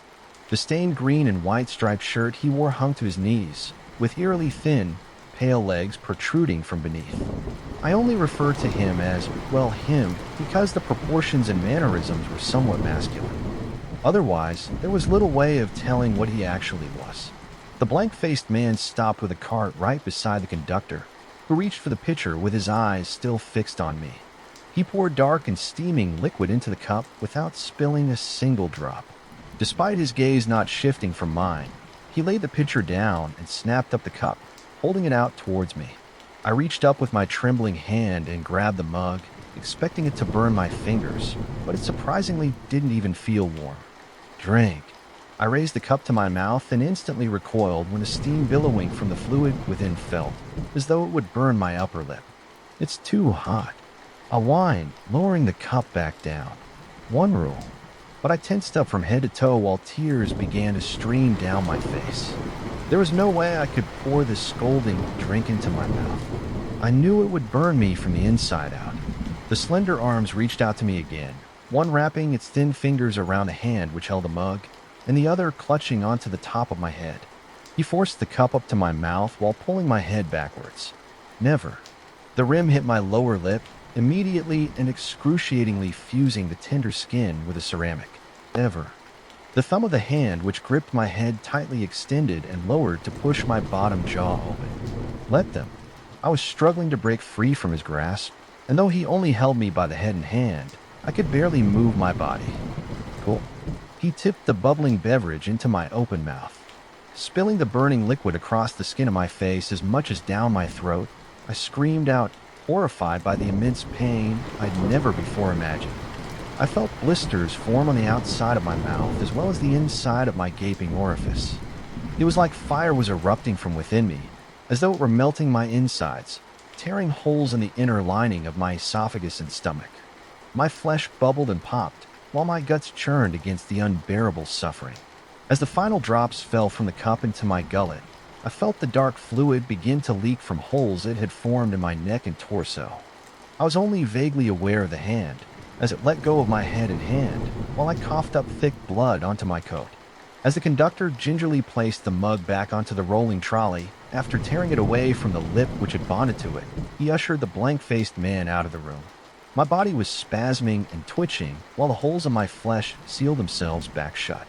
The bubbling skin on my face became still and soft once more, and the horrendous agony subsided. I turned to face the tall man again, to see him studying me, tilting his head from side to side like a curious dog. I just stared back at him, still trembling from the shock of the events that had just transpired. He turned on the spot before walking to the front of the cabin and out the door, sliding it shut behind him. Though my wounds had all closed and my flesh showed no signs of a torment it had just suffered, my clothes were still damp from the liquid which had poured inside and through me. I had never felt more pain than the occasional scraped knee or elbow before this day. Perhaps some bruises from a fall from my clumsy twin left feet from time to time, but nothing even close to what I just experienced. I was still shaking all over, and none of the other kids would even acknowledge me. They tried to warn me. I couldn't deny that. Had they already experienced this themselves, I wondered how long had the others been on board this train before I arrived. Would any of us ever escape this wretched thing? My head was in chaos as I turned to face the window again, to watch the world beyond these walls travel rapidly away as we thundered forwards. There had to be a way out, even if it meant leaping from the train and onto the snowy ground outside. Perhaps it would be thick enough to break my fall. I'm sure I wouldn't make it unscathed, but what hell awaited us if we reached our destination? I had to try to communicate with my cellmate, so to speak. I can't say that I was in a rush to break any more rules, but according to the conductor, they only had one. Snow-covered fields were all that surrounded the speeding train as I gazed through the glass, which was heavily frosted on the outside. My body was still trembling, though it was still inseparably hot in the train car I shared with the other silent children. Every now and then, I could swear I saw movement within the white mounds of earth outside. Though it was dark out there, the full moon shone down through a cloudless sky, which may have just been causing me to see things as we sped past the landscape on the other side of the window. Regardless of how peaceful, yet strangely unsettling, my surroundings appeared, I was terrified of what awaited us when the train reached its destination. With the torment I'd already endured, surely what was still to come would be far worse. I felt my eyes welling up again, as the hopelessness of it all struck me like a hammer to the jaw. I bowed my head, whispering prayers under my breath, to make it through this in one piece. I had been an awful and conniving little brat my whole life, all 10 years of it. Perhaps I had no right to ask for forgiveness for the awful things I'd done, only hours before I found myself on this journey to hell. Hey, I heard a whispered voice call from my left. I turned to see the little girl across the aisle smiling at me. Hi, I replied softly. I meant to speak a little louder, but it seemed I was no longer capable of anything more than a whisper. Maybe I'd sustained some lasting damage after all. She smiled at me, with something remorseful in her eyes. It was as if she felt guilty for what I'd just endured, but even as much of a shitty human being as I was, I knew she tried to help me. I was just too damn pig-headed to listen. I'm so sorry you had to go through that. She cut her stare away from me as she spoke, with a slight crack in her voice. It's not your fault, I said, attempting to smile as much as I was able. We just stared at each other for a moment. She was a pretty girl with beautiful big brown eyes. She looked very tired, though I couldn't tell if it was exhaustion from this experience or just the fact that it was some time after midnight by this point. I was still very young and hadn't really taken the time to appreciate the opposite sex just yet, but I found myself quite taken with her, which caused my face to flush and cut my eyes away from her in embarrassment. I'm Zafi, she whispered. I couldn't tell if she was keeping her voice low in hopes of avoiding alerting our host, or if she may have been forced to ingest the acid-like concoction herself. I'm Mikey, I replied, still feeling incredibly shy. Will you shut the hell up? The boy in the round glasses called out. You're going to get us all in trouble if you don't stop. His neck was craned around the edge of his seat to look at me, and his brow formed a scowl, not unlike the one my father had shown me earlier that day. It mildly annoyed me that he was seemingly only directing his rage at me when I was not alone in the conversation I was having, but I could still understand where he was coming from. God knows what the other members of this small group had gone through before I boarded. I just nodded at the angry kid before giving Zafi a guilty smile and a shrug. The boy turned back to face away from me again, while I still gazed at the little girl on the seat beside mine.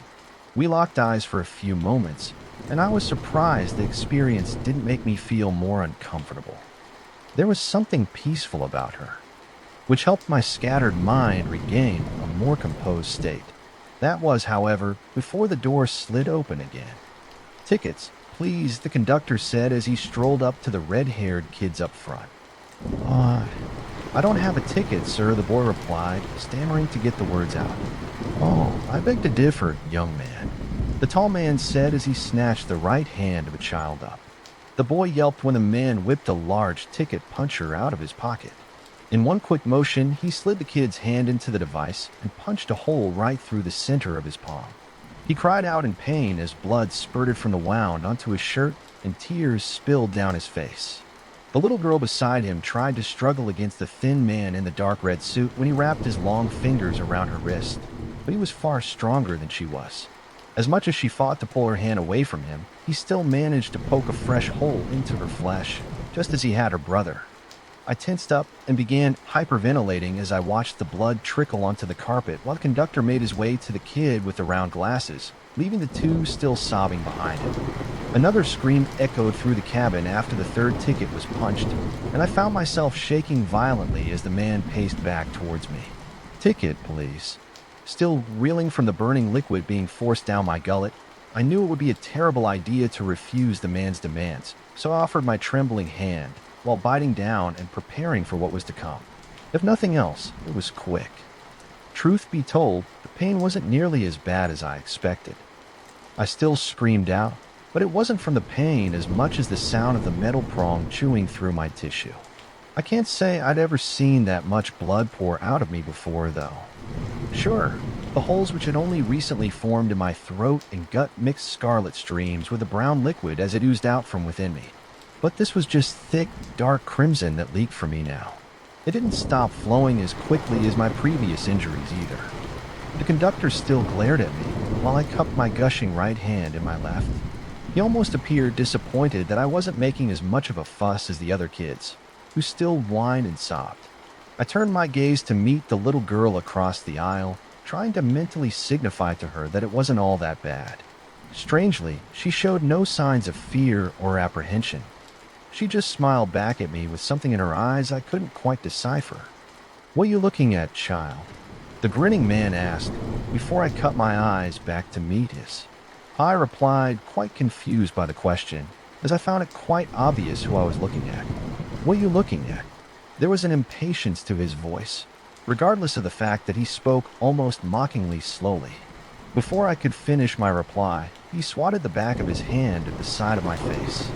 This hurt considerably, more than a hole in my hand, though I could not tell if my spinning head was due to the impact or the blood loss, as my palm still oozed onto my pants. "The girl," I replied, with tears streaming down my swelling face. For the first time, I watched the wide smile falter. The conductor's expression appeared to melt into an almost human form before he turned slowly, to face the girl sitting across from me. He stood staring at her for what felt like minutes before he quickly turned on the spot and sped back through the door at the front of the cabin.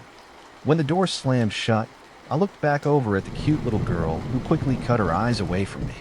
"What just happened?" I asked, truly mind-boggled over the fact that the man appeared to not even know she was there. "That's, complicated," she replied with a shrug. "How come?" I asked. Nothing had made any sort of sense since this whole nightmare began, but this was something I couldn't even begin to wrap my head around. "Well," she said, still refusing to allow our eyes to meet.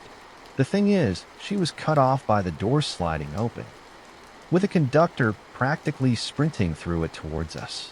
I pressed my back against the window, bracing myself for whatever was about to happen, while the little girl jumped out of her seat and into the aisle. She just glared at the man with her hands balled into fists as he charged at her. His movements were fast, so much faster than my eyes could even register. In an instant, he tackled the girl, rolled onto the floor, and backed up onto his feet with his arms wrapped around her. She was struggling against him, but he held her far too tightly as he headed out the door behind where I sat, slamming it closed behind him. We all stared at the sealed door, with our collective mouths hanging slack and wide. The kids at the front of the car were murmuring back and forth, clearly attempting to puzzle together what had just transpired. Before I was even aware of what I was doing, I took off towards the back door. As I pulled it open and headed through, I heard the other kids yelling at me to come back, but I felt suddenly filled with more purpose than I ever knew myself to be capable. I charged through the door of the next train car, then the following one, still finding no trace of the two who had passed through. All three cars that were behind the one I had fled from showed no evidence that they had ever been occupied. While I stared off the back of the train, taking in the vast empty landscape in our wake, I knew what I had to do. Clearly they had not fled backwards, leaving only one logical direction. As he had not carried her back through the doorway he entered, I had to deduce they had gone up to the roof of the train. I sprinted back through the cars until I reached the doorway to the one I'd left. Though my hands still violently trembled, I reached for the ladder, which led to the roof with my still bleeding hand. I had no idea what to do if I caught up to the conductor, but I at least had to attempt to save the little girl from whatever he had planned for her. I had never put anyone's needs before my own my entire life. Perhaps it was the guilt I still felt over what I'd done to my cousin that drove me to attempt a likely ill-fated rescue. I knew I would likely not survive this, but there was something about that girl. I had to savor it, no matter the cost. The strong wind was freezing when I reached the snow-covered roof, which honestly felt quite remarkable at first given the stifling heat inside. Still, it didn't take long for the cold to feel as though it was biting right through me. The chill aggravated my still leaking hand, though the blood flow had slowed considerably. As I paced on, I found it difficult to even hold myself upright, let alone push my body onward. But I knew I had to. The first several steps required far more effort than I'd hoped, leaving me unsure if I would be even capable of completing my self-appointed mission. Perhaps it was the guilt I still felt over what I'd done to my cousin. That inspired me to continue to force one foot in front of the other, but I dreaded to think what the cute little pig-headed girl was enduring while I trudged through the thick snow. Once I got into a rhythm, I managed to quicken my pace, but only slightly. Pushing against the strong and icy wind, combined with the high strides I was having to take to break each step free from the snow, made swift progress out of the question. But it progressed nonetheless. I could barely see 4 feet in front of me, let alone whatever distance I would have to traverse before reaching a battle I was sure to lose. But I wouldn't let that stop me. I plundered on with purpose, and with every single successful step, I was more and more driven by that. I had no way of telling how much time had passed by as I leapt from train car to train car. The first jump was the hardest and the most terrifying, but not unlike those initial hesitant footfalls. Every leap was less scary than the last. By the time I saw a faint light ahead of me, I had successfully cleared 6 boxcars. As I drew closer to the light, I could see it flickered like fire, though it appeared to float several feet above the roof. "You should not be here, little boy." A voice even deeper than that of the conductor spoke. The shimmering light moved closer to me, revealing what appeared to be an incredibly tall person with an ancient-looking fire lantern for a head. It wore a long, brown, snow-speckled coat, which came down to feet that were buried in the snow. Its long arms hung just past, where I presumed its knees to be, as it stared down at me. Well, as much as a lamp can stare, I suppose. Still, I could feel it glaring at me, causing that same discomfort that the conductor's wide eyes gave me. "I have to get by," I said, doing my best impersonation of someone with actual confidence in their words. Without another word, its long arms reached towards me. I ducked down and rolled through the snow, managing to avoid its grasp, but this did not get me any closer to my goal. It swiped at me with the right arm, following with another swing from its left. Fortunately, the thing did not move quickly, and I found myself able to dodge. It just continued to swat at me, while I tumbled and leapt around the elongated limbs while attempting to locate any way of getting past.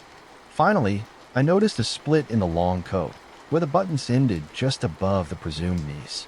As both arms reached out for me again, I jumped forwards into the open section of the trench coat. The legs I now crouched between looked thin and frail, so before the bony hands, which were attempting to reach me through the opening, could grab me, I kicked at the left foot which stood in the thick snow to my right. Even with my small and weak stature, it didn't take much force to cause the tall creature to stumble. As the leg I kicked slid to the side of the roof of the train, the other came crashing down on me. Before it could pummel me to the ground, I rolled out through the curtain-like back of the long coat. Once I was clear, I turned around to see arms and legs flailing as the lamp-headed thing stumbled off the speeding train. I saw nothing more than a quick flash of light followed by a thin line of smoke rising from where I assumed it made contact out of the ground. With my heart still hammering, I stood up on my trembling legs and started back on the path in the hopes of tracking my quarry before whatever the conductor had planned for the little girl occurred. Though I feared I would run into another of whatever that thing with the flickering head was, I did not run into any more obstacles until I reached the front of the train. The carriages ended with only a long trolley filled with coal and the engine just ahead of it. Just as I started to gather up enough courage to leap into the rough and jagged coal, I found myself nearly paralyzed with fear when a familiar voice spoke from behind me. "And where do you think you're going?" The conductor spoke directly into my ear. I spun in place to see his wide eyes and grinning face only inches from mine. He stood in place, leaning over at the waist to gaze directly at me. I could barely form anything close to actual words while we stared at one another. "Well, speak up, boy." His darkened eyes formed that unsettling scowl again. The girl," I said in little more than a whisper. Dejected, I'm afraid. Would you like to join her? We just stared at each other for a moment. I was terrified that I was about to be launched from this very spot, only to crash down to the ground around us. I couldn't help but wonder if this would be a better option to whatever the hell he had in store for me if I were to be permitted to remain on board. I didn't think so, he said, wrapping his fingers around my face and lifting me from the snowy roof. I braced myself in preparation for being tossed like a rag doll, but he didn't throw me over the side. He just stomped in wide strides, with me hanging from my head in his outstretched arm. He stepped in wide strides, crossing the carriages much faster than my tiny legs had. Though I wouldn't say I was particularly comfortable dangling like a fleshy Christmas ornament by the face, I was beginning to feel secure that my punishment may not be overly severe this time. Naturally, I got far too ahead of myself. He said, stopping in place. He glanced back into my eyes, one of which was covered by his large palm. It's quite cool out here, isn't it? With those words, my heart began to race again. There was one rule. I hadn't broken the law of the train by climbing out of my seat. Not when I crossed through the other cars, nor when I tipped my attacker off the side. Stepping out into the cold night air in the first place, however, that's where I crossed the line. The smile on the conductor's face practically extended to his ears as the malice formed on his brow once more. He tilted his head to the side, studying what he could see of my face through his fingers. He reached his other hand up and snapped his fingers again, causing the hand which held me to burst into flames. The pain was immediate and unbearable. I screamed out as my skin bubble popped and dripped onto my shoulder while fluids leaked down the conductor's arm. I could feel my flesh peeling away in thin sheets while my eyeballs popped and oozed from their sockets. As the tall man paced on, I lost all track of the passage of time, existing only in the insufferable agony of my melting head. Somewhere along the line, I must have blacked out. It wasn't until my body was tossed onto the hard floor of the cabin, behind the one which still held the other terrified children, that I became aware once more. As soon as my regrown eyes opened, I grabbed at my face to find that everything felt intact again, though I remembered every single excruciating second before I passed out. "Should I strap you down, or will you behave?" he asked, glaring down at me with his hands behind his back. I just nodded, unable to make my voice work, hoping that he would understand which part of his question I was agreeing to. I grabbed onto the armrest of the chair closest to me and heaved myself up from the floor. I planted down into the seat, to which the conductor returned a nod. He then spun in place, stepped through the door, before gently sliding it shut. As soon as he was out of sight, I fell into wailing sobs before curling up in the fetal position on the chair. Hours seemed to trickle by as I lay across the seats, trying my hardest to fall asleep to escape this nightmare. Every time I closed my eyes, it was as though I saw myself from the outside, watching my face melt away.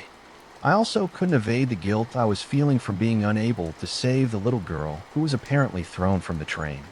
I couldn't figure out why the conductor got so angry at her, nor why he appeared unaware of her even being there in the first place. Of course, nothing made any sense since I boarded this hell on wheels. After giving up on my attempts to sleep, I sat back upright in my seat to look out the window at the world beyond the glass. I no longer saw the same snowy landscape, but an unnerving lack of anything. It wasn't like the night sky had grown so dark, hiding the world behind its blanket. It was just nothingness. Though the train still felt as though it were speeding along the metal tracks, I saw no evidence of any road through the seemingly endless void. It was almost hypnotizing to look upon, though my mind could not make any rational sense of it. The longer I gazed through the glass, the more the emptiness mesmerized me. "Did he hurt you?" The voice practically caused me to leap from my skin as I sat, zoned out in front of the window. I slowly turned my body around to see Sophie once more, perched on the seat across from me. "Is it really you?" I asked, pressing my back against the glass, fearing this was some sort of trick being played on me. "Thank you." She cut her eyes down to the floor. "For trying to rescue me." "He said he ejected you," I said. I still wasn't ready to believe that this wasn't some sort of cruel trick. "He tried. I thought I was done for, but I managed to grab onto the railing before I hit the ground," she replied. She still wouldn't meet my eyes, which only made me feel less willing to believe what she was saying. I just continued to stare at her. I couldn't even begin to fathom the odds of her claims being possible, even though I was just a child. Santa Claus? Yes, of course he was real, regardless of what my cousin thought. Scooby-Doo? Obviously based on true events. I'm sure he couldn't really talk, but they have to exaggerate things for TV. A young girl being tossed from a speeding train in the middle of an icy cold expanse, luckily wrapping her fingers around a metal railing, saving herself from certain doom, unlikely at best. I swear I'm telling the truth, she pleaded, finally locking eyes with me, while sliding off her seat to cross the aisle towards me. I still pushed my body against the glass, terrified of the possibilities of what actually stood before me, dressed up as a little girl. That was until she sat beside me and placed her warm hand on the side of my face. There was something about her touch that caused my heart to regulate for the first time since stepping into this godforsaken train. I hadn't even realized I was trembling this whole time, until my skin stopped shivering, my back relaxed, and my body almost drooped exhaustively from the weight of all of the pain and anguish I had suffered, fading away into the background. Before I knew it, I wrapped my arms around her, pulled her close to me. I laid my head on her shoulder, and I cried harder than I had in years, even more than after the conductor left me alone in his carriage. I wailed from the lingering guilt of the actions that led me here, along with so many others that had only now become clear. Yes, I was just a small child. It's easy to claim that I didn't know any better, but I did. Somewhere in the deepest pits in my mind, I knew what a spoiled and selfish little bastard I was, and for the first time ever, I wanted to change. I saw flashes of the exhausted looks on my parents' face when I would lose it in public or around others. I heard the sounds of my mother sobbing when I pushed her way too far so many times.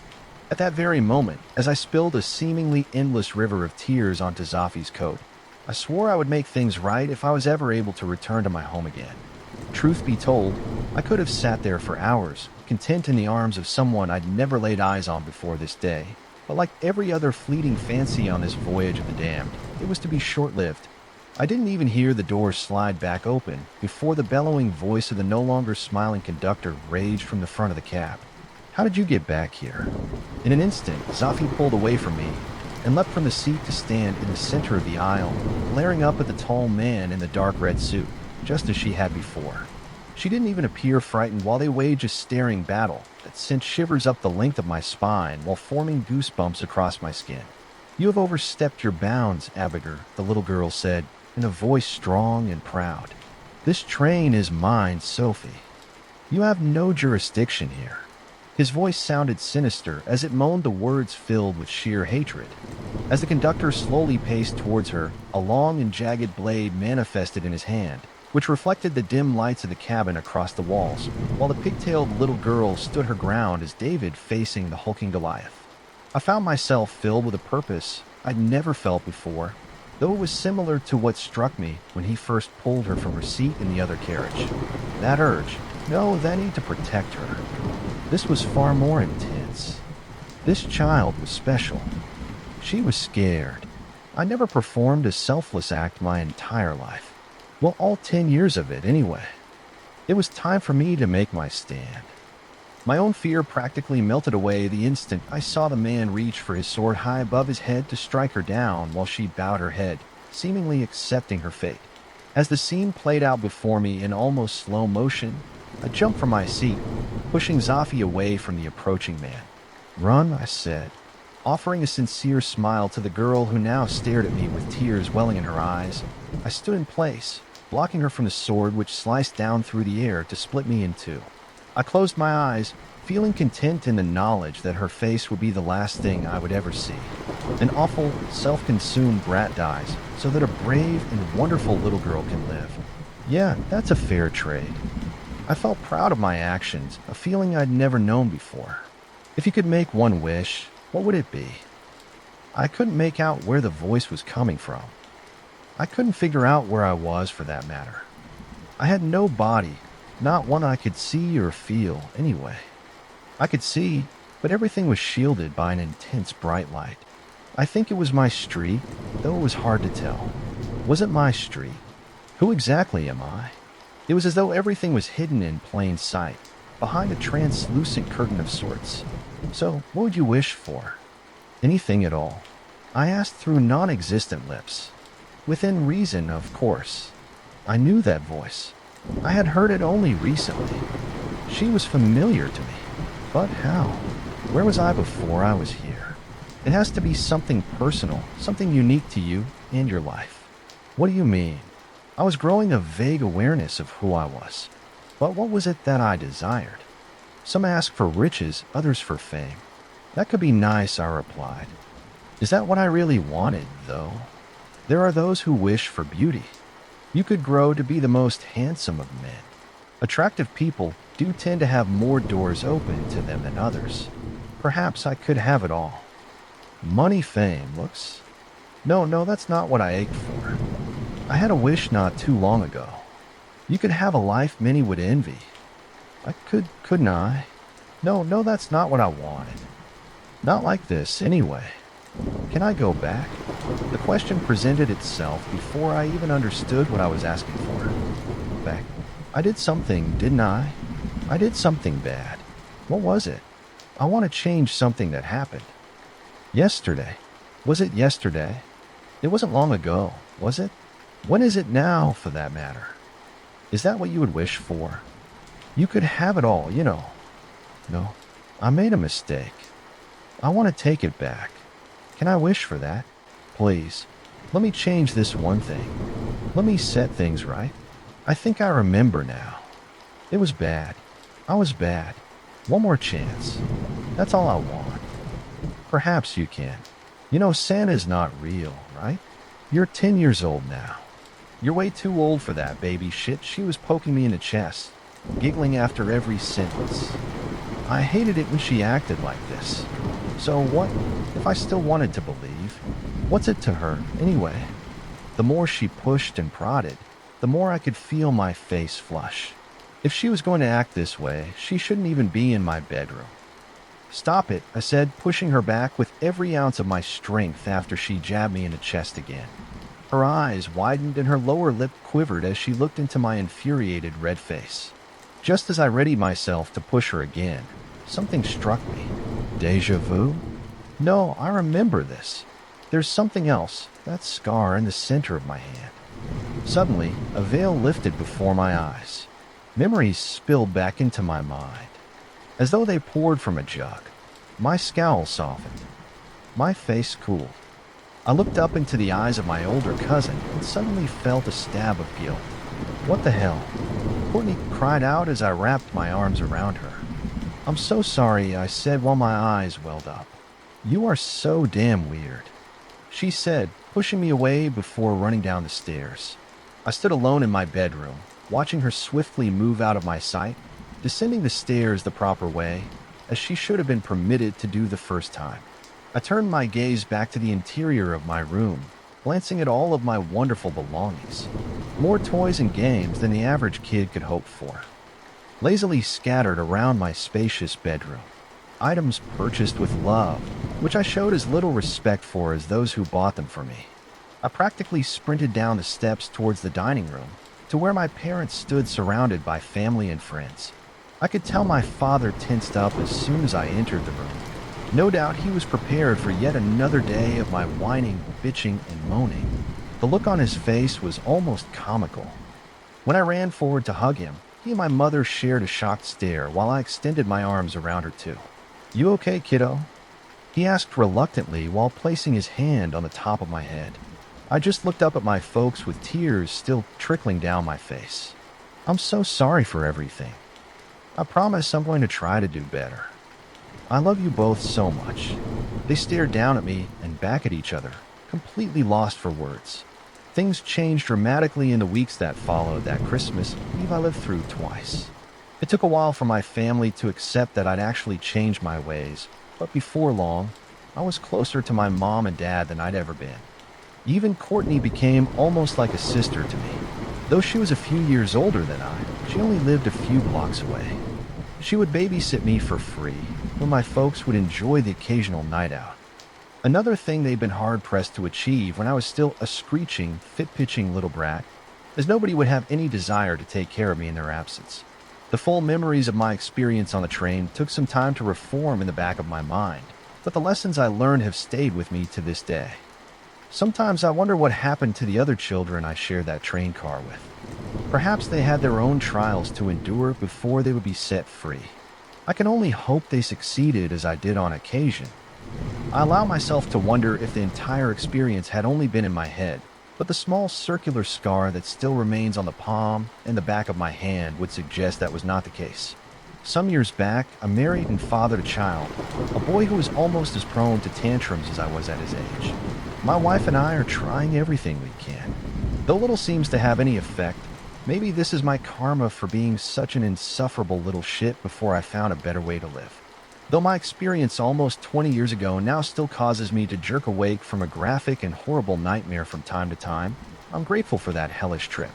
My son is 10 years old now, the same age I was when my outlook changed for the better. I can't deny there's a little voice in the back of my head that secretly hopes the train arrives for him this Christmas Eve. I've been a gardener for the Hartwell Mansion for 5 years now. It wasn't the kind of job I ever thought I'd have. But life has a way of steering you into places you never expected. I grew up in a small town, the kind of place where everyone knows each other's business and nothing much ever changes. My mom raised me on her own, working long hours as a seamstress to make sure we had what we needed. She was tough but kind, the kind of person who'd give you her last dollar if it meant you'd be okay. Hard work isn't something I shy away from. I've always liked having something to do with my hands, whether it's fixing an old fence or planting a row of vegetables. There's something honest about it, something that clears your mind. I never needed much else. I'm 35 now, but I moved to this area when I was 30. Mom got sick, cancer, and I came here to take care of her.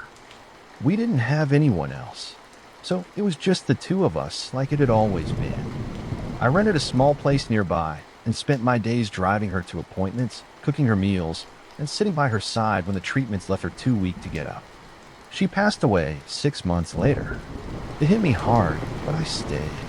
Maybe because I didn't have anywhere else to go, or maybe because I didn't know what else to do. I liked the quiet here, the way the fields stretched out for miles and the hills rolled up against the sky. I took odd jobs at first, painting fences, fixing roofs, anything to pay the bills. And then I heard about the Hartwell Mansion. They were looking for a gardener, someone who could handle the grounds and wasn't afraid of a little isolation. Sounded perfect to me. People warned me about the place before I even started. That's the haunted mansion, they said, shaking their heads. You don't want to mess with that. I didn't think much of it at the time. Ghost stories don't pay the bills, and I've never been one to scare easily. The mansion is up on a hill, surrounded by tall iron gates and trees so old they look like they've been there since the dawn of time. The first time I saw it, I thought it was beautiful in a strange way. The kind of beauty that makes you stop and stare, even if it unsettles you a little. Plants here die faster than a pot of boiling water dries up, but it's my job to keep the grounds looking respectable. Nobody expects perfect roses, but I can at least keep them from turning into black sticks overnight. I've learned to live with strange things. A stoic attitude helps. If you jump at every creak in the floorboards or eerie shadows flickering through the fog, you won't last a day. That's what O'Reilly, the human caretaker, told me when I first started. O'Reilly's been here longer than I have, longer than anyone who's still breathing. He's wiry, with a face like an old tree. Tough, but somehow still warm. He's good company when we're both on the clock, though we mostly work in different parts of the mansion. He takes care of the inside. I take care of the outside in the mansion. Well, it takes care of itself. It didn't take long for me to meet the others. The first was Lady Laverne, the resident fortune teller and formal herbalist. Her crystal ball sits on a tall wooden pedestal in the library, wedged between dusty tomes and half-melted candles. I remember stumbling upon her on my second day, thinking it was some kind of tacky decor, and then her voice echoed through the room. Well, another victim of Hartwell's peculiar hiring process. I nearly dropped the watering can. Her face appeared in the swirling mist inside the crystal ball. She was sharp-featured and elegant, with eyes that sparkled like a stormy sea. She sounded like she'd swallowed a thesaurus. always using big words and dramatic flourishes. Oh, it's not much of a life being stuck in this glass prison, but it's better than the alternative. Don't touch the curtains. They're hideous. I've been trapped here for centuries, and the decor hasn't improved one bit. She wasn't wrong about the decor. Every room in the mansion looks like it's been ripped from a dozen different eras, none of which match. Then there's Headless Jack. He's the kind of guy who could probably win you over at a bar if you weren't, headless. Jack pops up when you least expect him. You'll be pruning a hedge or sweeping a hallway, and suddenly there he is, carrying his head under one arm. Hey, Tom. Hey, be careful with those rose bushes. They bite back, he said one evening. His head blinked and gave me a wink. I'll admit, the first time I saw him, I froze. But Jack's got a way of putting people at ease. He's sarcastic and quick-witted, like a comedian who happens to just be missing something. Last but not least is Count Bernard. He's technically a vampire, though I've never seen him drink anything except the thick red liquid in his goblet. Could be wine, could be blood. I don't ask. Bernard spends most of his time in the dining room, where he critiques the cook's meals like a snobby food critic. This stew is an abomination. Do you call this seasoning? I've seen better efforts from the rats in the cellar, he announced one evening. As I walked past the doorway, the cook, a cranky old ghost named Frank, slammed his spoon down.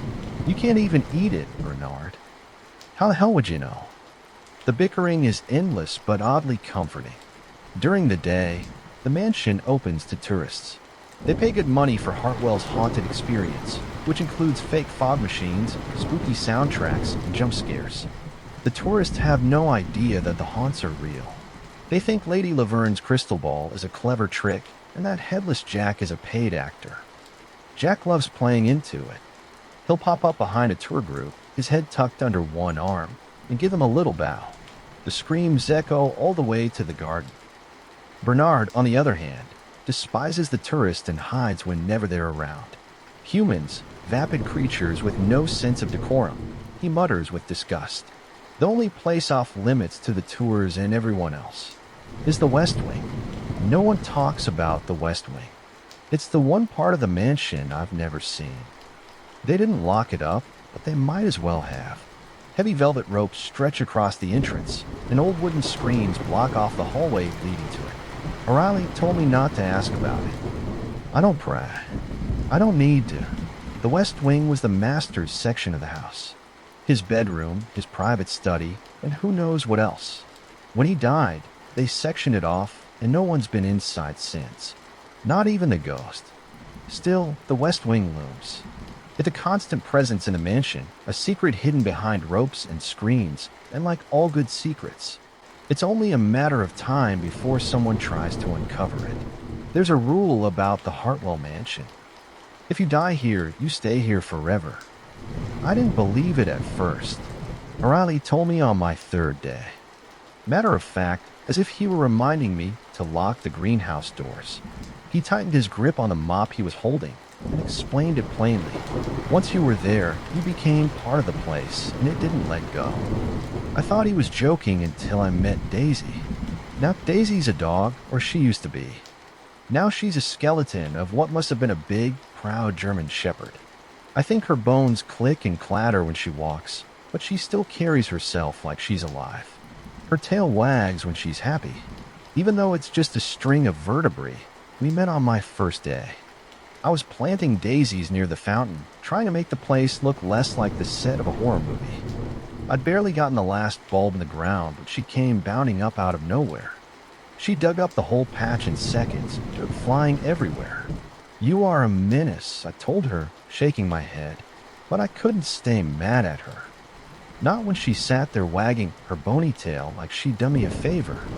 I named her Daisy right then and there, and she's been my companion ever since.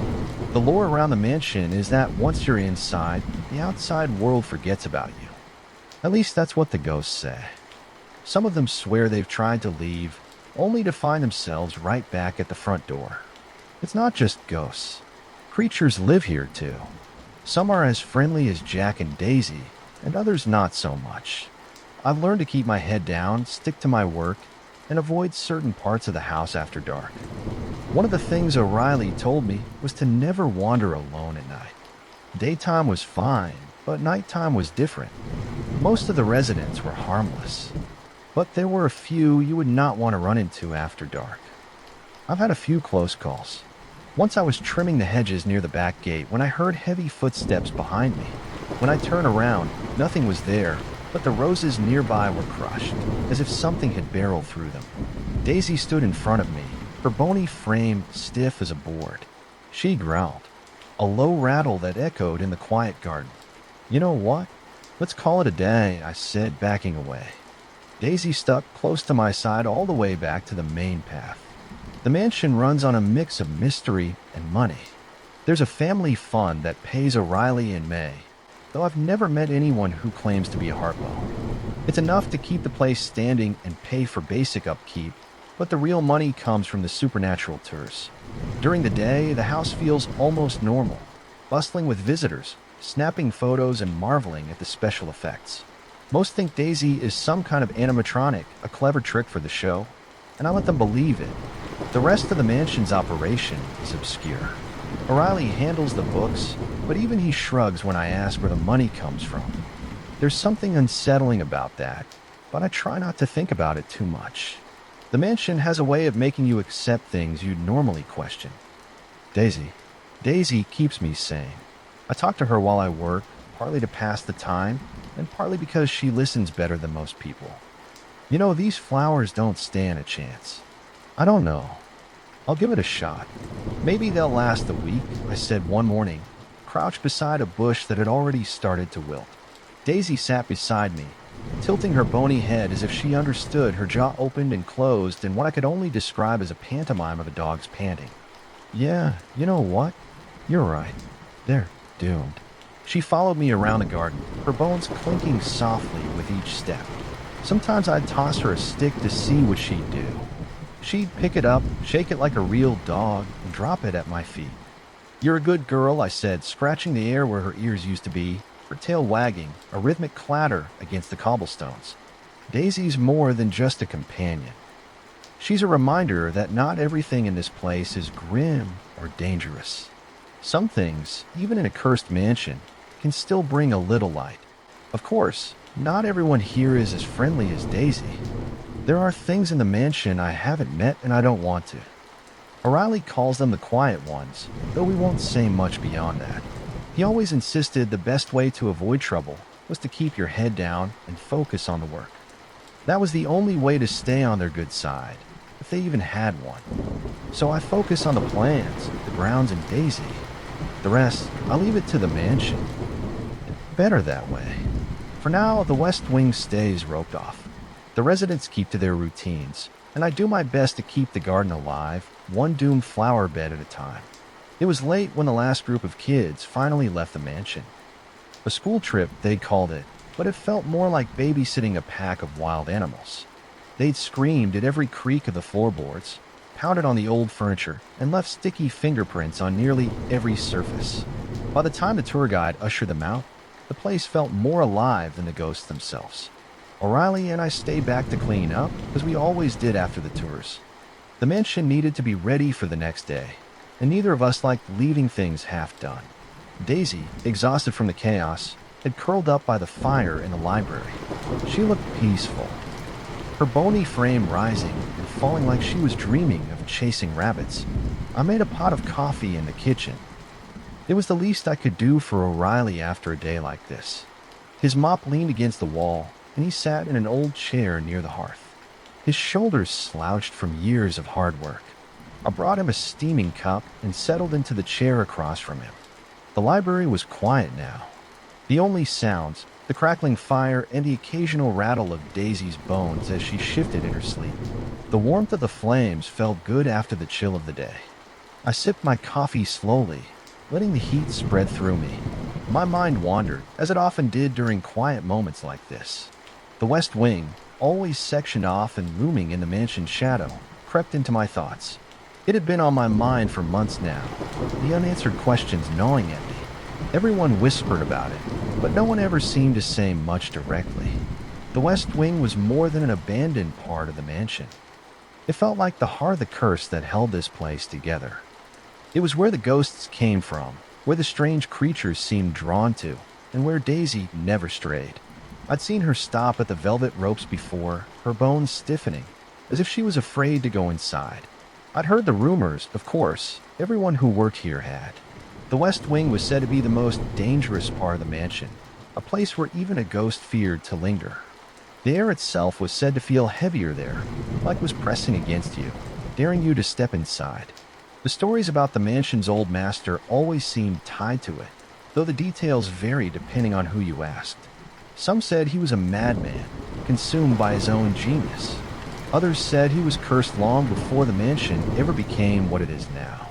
But the version that stuck with me the most was the one about his fiancée. The master of the house had been a brilliant inventor, a man of extraordinary talent and ambition. He'd studied abroad at a prestigious university, earning the kind of education that only the wealthiest and most gifted could afford. When he returned, he was eager to share his inventions with the world.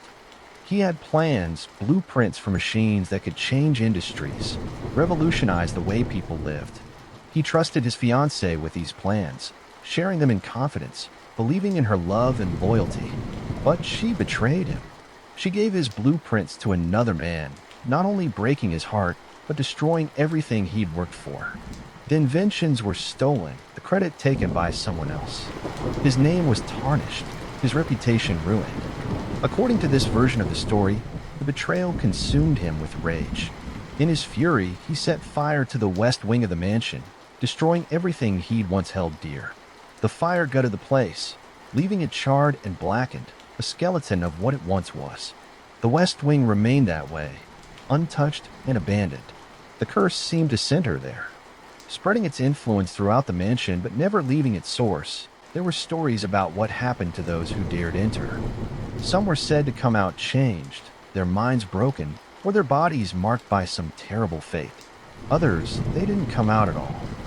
The rumors were grim, people setting fires, jumping from windows, falling ill with inexplicable diseases. No case was ever officially linked to the mansion. The authorities couldn't prove anything, and most didn't want to dig too deep. But those who worked here, who lived here, knew the truth. Daisy stirred by the fire, her tail giving a slow wag for a moment. I wondered if she'd known the master of the house. The thought gave me pause.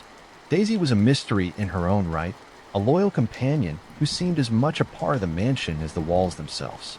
She'd been here long before me, long before O'Reilly even, and yet she never wandered far from the living spaces. The West Wing was off limits to her, as it was the rest of us. O'Reilly once said that some places are better left alone, and I was starting to understand what he meant. The mansion had its secrets, and while curiosity pulled at me, I knew better than to push too far. The fire crackled softly as I finished my coffee, the warmth settling deep in my bones.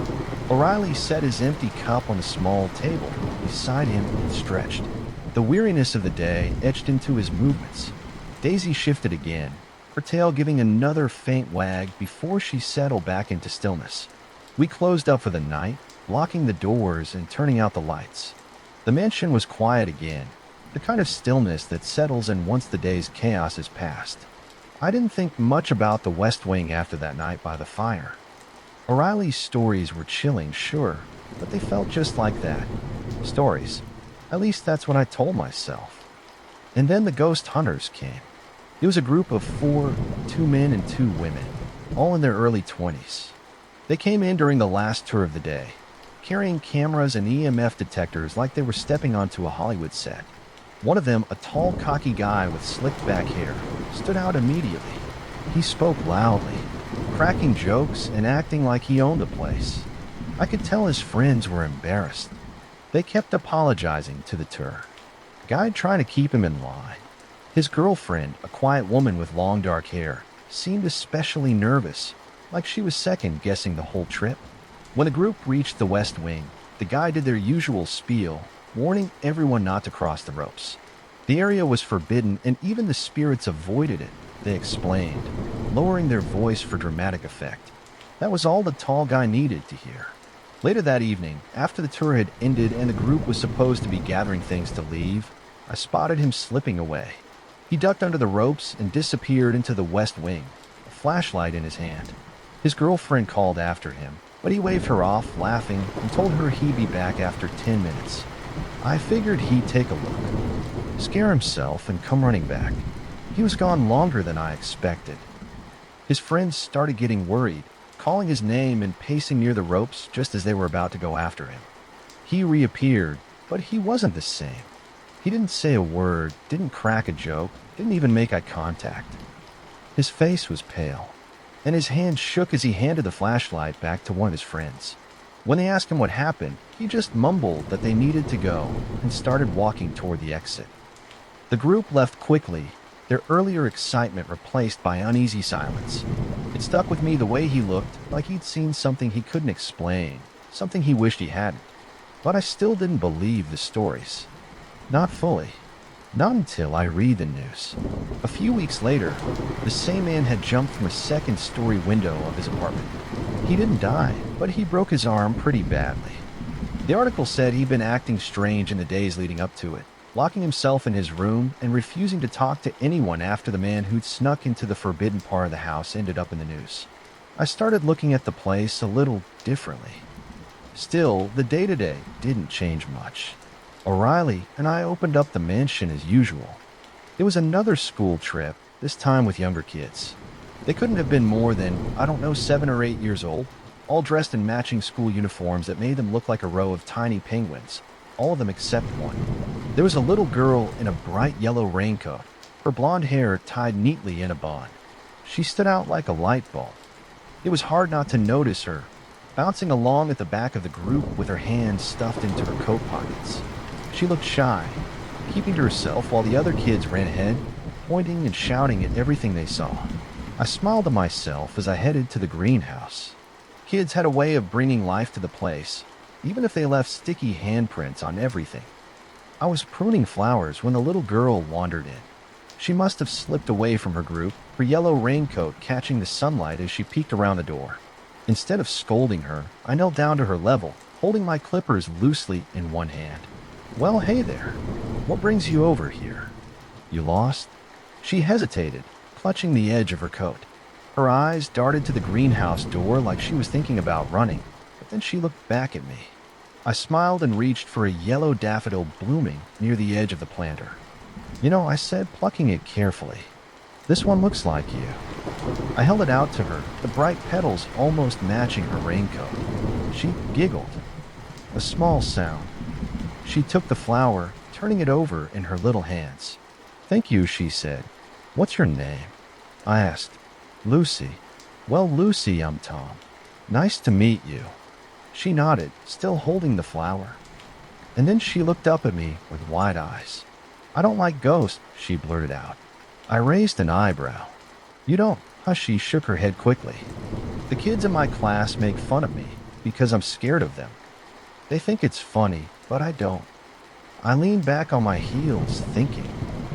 Ghosts can be afraid of you too," I said after a moment.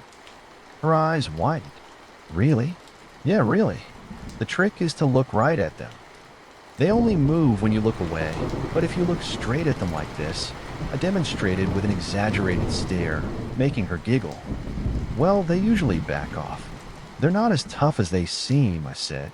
Lucy smiled, her grip on the daffodil relaxing. "I'll try that," she said. "Good. Now let's get you back to your group before they realize you're missing." I stood up and walked her to the greenhouse door, keeping an eye out for her teacher. When we spotted the group, I pointed them out and she nodded. "Thanks, Tom," she said, waving as she ran back to join him. I waved back, watching until Lucy disappeared into the crowd of tiny penguins. The little daffodil I'd given her peeked out of the pocket in her yellow raincoat, and her small smile was the last thing I saw before she rejoined her group. The rest of the day unfolded in its usual rhythm. The tours came and went, the sound of excited chatter echoing through the mansion. I worked quietly in the greenhouse, pruning and watering the plants, letting the activity around the house fade into the background. The calm held until the commotion started. It was just before the last tour of the day when raised voices broke through the usual noise. There were hurried footsteps and a wave of panic that seemed to spread through the mansion. Putting down my tools, I left the greenhouse and headed toward the source. In the main hall, the air was thick with tension. O'Reilly stood near the teacher, who looked pale and anxious, her hands twisting nervously. A group of children huddled nearby, their usual energy replaced by a heavy silence. The scene made the reason for the disturbance obvious. Something was wrong. The teacher explained in rushed, shaky sentences that the group had done a head count before leaving, only to find Lucy absent. They'd searched everywhere they could think of. The library, the dining hall, even outside the mansion. But there was no sign of her. Lucy was missing. The teacher's face was pale as she explained how they'd searched every corner of the mansion, calling for her, but she was nowhere to be found. The other children stood in small groups, their usual energy replaced by nervous silence. O'Reilly, his jaw tight, started managing the adults and kids, asking questions and making sure no one wandered off. I scanned the group and noticed 3 boys huddled together near the back, their faces pale, their eyes wide with guilt. They avoided looking at anyone, their shifting feet betraying their anxiety. I approached them, my boots heavy on the floor, and they flinched slightly when I stepped in front of them. "What happened?" I asked, and it didn't take much for them to break. One of them stammered through an explanation, his voice trembling. They dared Lucy to go into the West Wing, calling her scaredy cat and laughing when she protested. The other 2 chimed in, each trying to defend themselves. But the truth was clear. They bullied her into it. My stomach churned. Of all the places in the mansion, the West Wing was the most dangerous. It was like a maze, filled with crumbling architecture, blackened walls, and worse things that lurked in the shadows. If Lucy was in there, I needed to get her out and fast. I turned to O'Reilly. He understood immediately, nodding as he stepped in to manage the chaos. He spoke quickly to the teacher, explaining that the mansion would be closed for the rest of the day and that all remaining tours were canceled. He started organizing the children, keeping them in one place while assuring the adults that everything was under control. Meanwhile, I headed for the library. Daisy trotted after me, her bony frame clicking softly on the wooden floors. I didn't have a clear plan yet, but I knew I couldn't go into the West Wing blind. There was someone in the mansion who might be able to help, though her advice often came wrapped in riddles. Lady Laverne's crystal ball sat on its usual pedestal in the library, surrounded by dusty books and flickering candles. Her face materialized in the swirling mist inside the glass as I approached, her sharp eyes narrowing as she noticed Daisy and me. Well, the gardener seeks my counsel." "This must be serious," her voice echoed. "It is about a little girl who has gone into the West Wing. I need your help to find her." Laverne's expression softened slightly, though her sharp features remained unreadable. "The West Wing, a labyrinth of ruin and rage. You're brave to even consider entering." I didn't respond, my jaw tightening. There wasn't time for compliments or warnings. She studied me for a moment, the mist in the crystal ball swirling faster. "The girl is the light in the darkness, a beacon, bright and small. She is near, but in danger." That leaned closer, trying to catch every word. "What danger?" Lady Laverne's expression shifted, her sharp eyes narrowing as the mist inside the crystal ball swirled violently. "The West Wing is not like the rest of the mansion. It's the heart of the curse. You're human, flesh, blood, and bone, and that makes you vulnerable. You have no strength there, not against what you will face. You must use your wit, think quickly, and most of all, you must be brave. Fear will only feed the dangers within. If you falter, they will consume you." I opened my mouth to press her for more specifics, but before I could speak, the library door creaked open. Count Bernard strolled in, his usual air of disdain softened by what looked like genuine concern. His goblet was absent, replaced by a small glass jar in his hand. I couldn't help but overhear the gardener, heading into the West Wing. Brave, perhaps, but very foolish. Without aid, he held up the jar. Inside, 3 tiny glowing blue lights floated lazily, pulsing faintly like tiny heartbeats. Will-o-wisps, or willows as I call them. You mortals have your legends about them, how they lead travelers to their destinations. Release one, and it will guide you through the West Wing. But he paused, holding up a finger. You only have 3. Use them wisely, Gardner. He handed me the jar, his cold fingers brushing mine briefly. The lights inside the jar pulsed brighter for a moment before settling again. I'd heard these tiny things before. Will-o-wisps were strange little lights like tiny blue flames floating in the air. In legends, they're sent to guide travelers with pure intentions, leading them through forests, swamps, or dark places they'd otherwise get lost in. The stories say they glow brightest for those who are brave, kind, or have a purpose worth fighting for. But they're tricky too. Some say they lead those with bad hearts astray, deeper into danger. Thank you, I said, the weight of the jar heavier than it seemed. Bernard gave a curt nod, his usual grumpiness returning. Yes, yes, don't make me regret wasting my goodwill, he said, before stepping back, folding his arms as if he were already done with the matter. Before I could respond, Headless Jack floated through the far wall. He carried his head under his arm, the features twisted with concern. Hey, you're not really going to do it, are you? You could die in there, you know. And if you do, he hesitated, looking at the jar in my hand. You die in there. You'll be stuck here forever with us. I know, but Lucy doesn't have anyone else. I began. If I can save her, I have to try. Jack frowned, his mouth pulling into a thin line. Oh, the West Wing's different. Even ghosts like me can barely exist there. The curse is too strong, too wild. But he paused, then nodded slowly. Well, if you find yourself in a tight spot, call for me.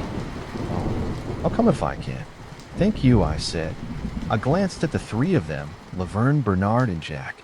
None of them looked pleased, but there was a kind of reluctant respect in their expressions. They understood the risk, maybe better than I did, and they were still offering their help. I turned to Daisy, who stood by my side, her bony frame still and alert. I crouched down, resting a hand on her smooth skull. You don't have to come with me. This isn't your fight, I said. Daisy tilted her head slightly, her tail giving the faintest wag. She stepped closer, pressing her skeletal frame against my knee in silent defiance. I smiled despite the tension. All right, I guess we're doing this together then. Daisy's tail wagged more enthusiastically, a faint rattle that somehow felt like reassurance. Standing, I gripped the jar of willows tightly in one hand and adjusted the flashlight on my belt with the other, with Daisy at my side. I turned and headed toward the West Wing. The library's warm light faded as we walked, replaced by the dim, cool glow of the mansion's corridors. The weight of what lay ahead pressed on me with every step, but I kept moving. Daisy's steady presence grounded me, her quiet, rattling steps a reminder that I wasn't completely alone.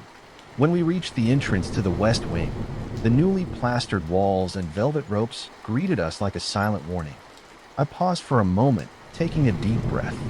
The jar in my hand pulsed faintly, the tiny blue lights inside swirling gently, as if waiting for my command. I flicked on a flashlight, its beam cutting through the dimness, and stepped forward. The entrance to the West Wing loomed ahead, and with Daisy at my side and the jar of willows in hand, I crossed the threshold.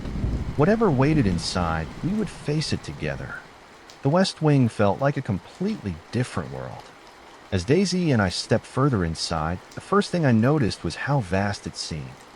The ceilings were high, impossibly so, like they stretched endlessly upward. Every sound I made, my boots scuffing against the floor, Daisy's bony clicks, echoed faintly, as though there were unseen depths below us. The floor had a strange, hollow quality, like walking on a drum. It was unnerving, reminding me there were floors beneath this one. Hidden from view, broken glass glittered across the ground, scattered from the broken remains of chandeliers that once hung from above. The walls around us had all been blackened by the fire long ago. Daisy stayed close, her growls quiet but constant, her unease clear in the way she walked. The hallway opened up ahead, leading us into a massive room that could only be described as a grand lobby. I stopped in my tracks, overwhelmed by the sheer scale of it. The space was cavernous, with blackened beams crisscrossing high above, their edges jagged where the fire had chewed through them. In the center of the room, a chandelier hung from the ceiling, its frame broken and twisted. Beneath it, the remains of old furniture were scattered. A burnt sofa here, a cracked table there. The room split into 3 directions, each path leading deeper into the West Wing. One went straight ahead, one to the right, and one to the left. I hesitated, staring at the dark corridors. I didn't know where to go. Lucy could be anywhere, and this place felt like it stretched on forever. I glanced down at Daisy, her head tilted up toward me, waiting for me to decide. I remembered Bernard's words. The jar of willows was tucked securely in my pocket, and I pulled it out, unscrewing the lid. The 3 tiny lights inside floated lazily, glowing faintly blue. I need help finding Lucy, please. I didn't know if the willows understood me, or if I even needed to be polite, but it felt right to ask. One of them stirred, its glow brightening slightly before it floated upward.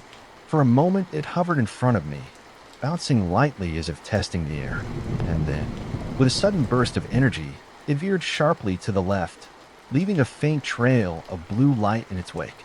"All right, let's go, girl," I murmured to Daisy, and we followed. The hallway to the left twisted and turned, its path uneven and cluttered with debris. The faint blue glow of the willow guided us ahead. We passed rooms that must have once been magnificent. There were ballrooms. Their grandness faded, but not forgotten. High ceilings with scorched paintings, long forgotten by time, stretched above us. The remains of chandeliers lay in crumpled heaps, surrounded by broken mirrors and cracked marble floors. The heat grew heavier as we walked, though I try not to think about it too much. Daisy's growls quieted, replaced by determination as she stayed close to my side. The hallway eventually led us to a set of large double doors. Their metal hinges rusted but still intact. The willow passed effortlessly through the crack in the doors, its blue glow spilling faintly into the room beyond. I pushed the doors open slowly, stepping into what looked like a cathedral. The ceiling soared above, impossibly high, supported by blackened beams that arched like the ribs of a giant beast. The room was strangely beautiful. Rows of charred pews stretched ahead. They were cracked and split from years of neglect. At the center of the room was a garden, but it had been dead for a long time. The ground was dry and cracked, with the remains of plants reduced to brittle stalks that crumbled at the slightest touch. In the middle stood a huge tree, its branches bare and twisted, reaching up like bony fingers toward the ceiling. On the far side of the room was a single statue. It was an angel, carved from pale stone. Its wings were large and spread wide, but its face wasn't peaceful. The angel looked down, tears carved into its cheeks. Its hands were held out, palms up, as if catching its own tears. The willow floated in a slow circle around the angel, then came to rest at the base of the tree. Its soft blue glow pulsed faintly before stopping. Daisy let out a low growl and lowered her head, sniffing the ground carefully. "We're close," I said quietly. Before I could move, I heard something behind the angel statue. It was faint at first, like a low creak or groan, but it was enough to make me freeze in place. Daisy stiffened beside me, her tail rattling softly. I turned my head slowly, just enough to peer around the edge of the angel statue. My breath caught in my throat. There was something there, easily 20 feet tall, moving through the cathedral. Its head brushed the ceiling beams, forcing it to hunch its massive shoulders. Its arms hung low, nearly touching the floor, and its movements were slow. I couldn't make out its face, but its sheer size made the room feel even smaller. I ducked behind the base of the angel statue, pressing myself into the cool stone. Daisy crouched beside me, but her tail wouldn't stop rattling softly, a sound like bones knocking together. My heart raced as I grabbed her tail gently, holding it still. "Quiet," I said. The monster moved slowly, its heavy footsteps echoing across the cathedral. It hadn't noticed us yet, but it was getting closer. Every step made the floor beneath me feel like it might give way, and I pressed harder against the base of the statue, hoping its wide wings would keep us hidden. Lady Laverne's warning rang clear in my mind. I couldn't win a physical fight against anything in the West Wing, but I also remembered her other advice. I couldn't be afraid. I closed my eyes and forced myself to take slow, deep breaths through my nose. My chest felt tight, but I made myself stay calm, focusing on each breath as if it were the only thing keeping me grounded. For the first time in years, Maybe since my mom got sick, I prayed. Wasn't much of a prayer. I couldn't remember the words, and what came out was broken and jumbled. Still, I whispered the only thing I could remember, clinging to it like a lifeline. Even though I walk through the valley of the shadow of death, I will fear no evil. I said it again and again. The monster ducked its head under one of the great arches, moving slowly across the cathedral. Its footsteps grew fainter as it moved further away, its massive form disappearing through a doorway on the other side of the road. I didn't move until the sound of its steps completely faded. When I finally exhaled, I felt like I'd been holding my breath the whole time. I looked at Daisy, who was still crouched beside me, her bones tense but steady. She tilted her skull toward me, as if waiting for my next move. I nodded. Let's go.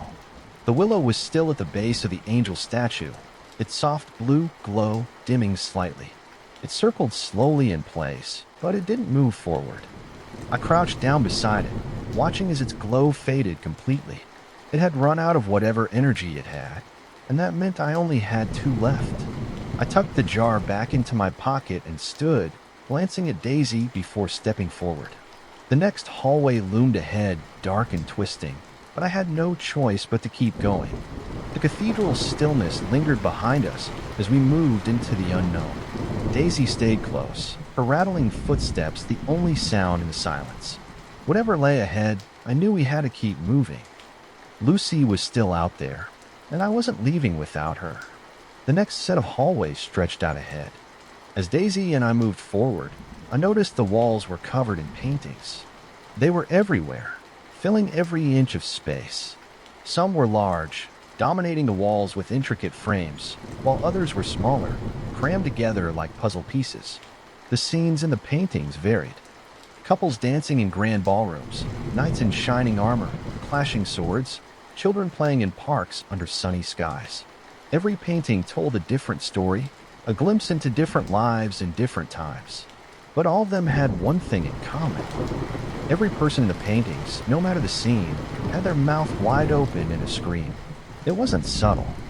The expressions were frozen in moments of pure terror, their eyes wide, their faces contorted in agony. Even the children playing in the park were screaming. Their mouths stretched unnaturally, as if caught in a silent, endless wail. I forced myself to keep walking, my flashlight's beam bouncing off the glossy surfaces of the paintings. Daisy stayed close, her clattering steps steady, but I could feel her fear.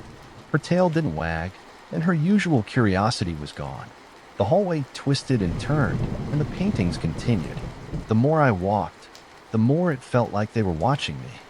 The figures seemed to follow my movements, their unblinking eyes staring as I passed.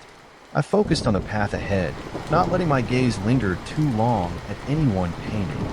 The further we went, the tighter my grip on the flashlight became. At last, the whole way opened into a crossroads. 3 paths stretched out before me. One set of stairs spiraled upward, vanishing into the ceiling. Another led downward into the dark depths below. The third path veered sharply to the right, disappearing into another hallway. I stopped, my shoulders tense, and glanced down at Daisy. She tilted her head toward me, as if waiting for my decision. I reached into my pocket and pulled out the jar of willows. The 2 remaining lights glowed faintly, their soft blue pulses steady. I unscrewed the lid and whispered, "I need help again. Please show me the way." One of the willows moved, its glow brightening as it floated upward. For a moment, it hovered in front of me, bouncing lightly in the air. Then, with a sudden burst of energy, it veered sharply to the right, leaving a faint trail of light behind it. "All right, come on, Daisy," I said, following the willow as it guided us down the hall. The trail led us deeper into the mansion. The halls grew narrower, the walls darker, and the floor beneath us felt colder with every step. Daisy stayed close, her bony frame rattling softly as she kept pace with me. The hallway eventually sloped downward, and I realized we were descending again. The air grew damp, and the faint smell of stale water reached my nose. At the end of the path, we came to a set of broken doors. They hung crooked on their rusted hinges, barely clinging to the frame. Beyond them was a massive ballroom. The willow floated through the broken doorway, circling once, before stopping near the center of the room. Its glow pulsed faintly, then faded completely, leaving us in the dim light of my flashlight. I stepped forward, my boots splashing slightly as they hit the floor. Water covered the ballroom, just deep enough to submerge my feet. It rippled faintly as I walked, Daisy's bony legs causing soft splashes as she followed me. The walls of the ballroom glistened, wet to the touch when I placed my hand against one. My stomach tightened as I realized where we were. We were under the lake. The mansion's grounds had a small lake just outside, its still waters reflecting the building on calm days. But now, standing in the ballroom, with water lapping at my ankles and damp walls surrounding mine, I knew we'd gone far below the surface. The room was massive, its ceiling stretching high above, but the water gave it a strange, distorted feeling. The remains of what must have been a grand chandelier lay submerged in the middle of the room, its crystals scattered across the floor. I scanned the area with my flashlight, the beam catching glimpses of ruined furniture, broken mirrors, and floating debris. Everything was soaked as if the lake itself had begun to claim the room. Daisy let out a low groan, her skull tilted toward the far side of the room. I followed her gaze, but saw nothing, just more water and darkness. The situation felt precarious, the weight of the lake pressing down above us. The willow had led us here, but I couldn't shake the feeling that this place wasn't safe. Still, I had no choice but to keep moving. Lucy was somewhere ahead, and the only way out was forward. The ballroom was quiet as Daisy, and I stepped further inside, the water rippling gently around our feet. And then, in the far corner of the room, two eyes appeared in the darkness. They blinked once. Slowly, and a deep voice rumbled out of the dark, echoing through the waterlogged space. The quiet ones, those trapped too long in the West Wing, with barely a grasp of their humanity left. They were monsters, yes, but not like Laverne, Bernard, or Jack. No, the quiet ones became something else.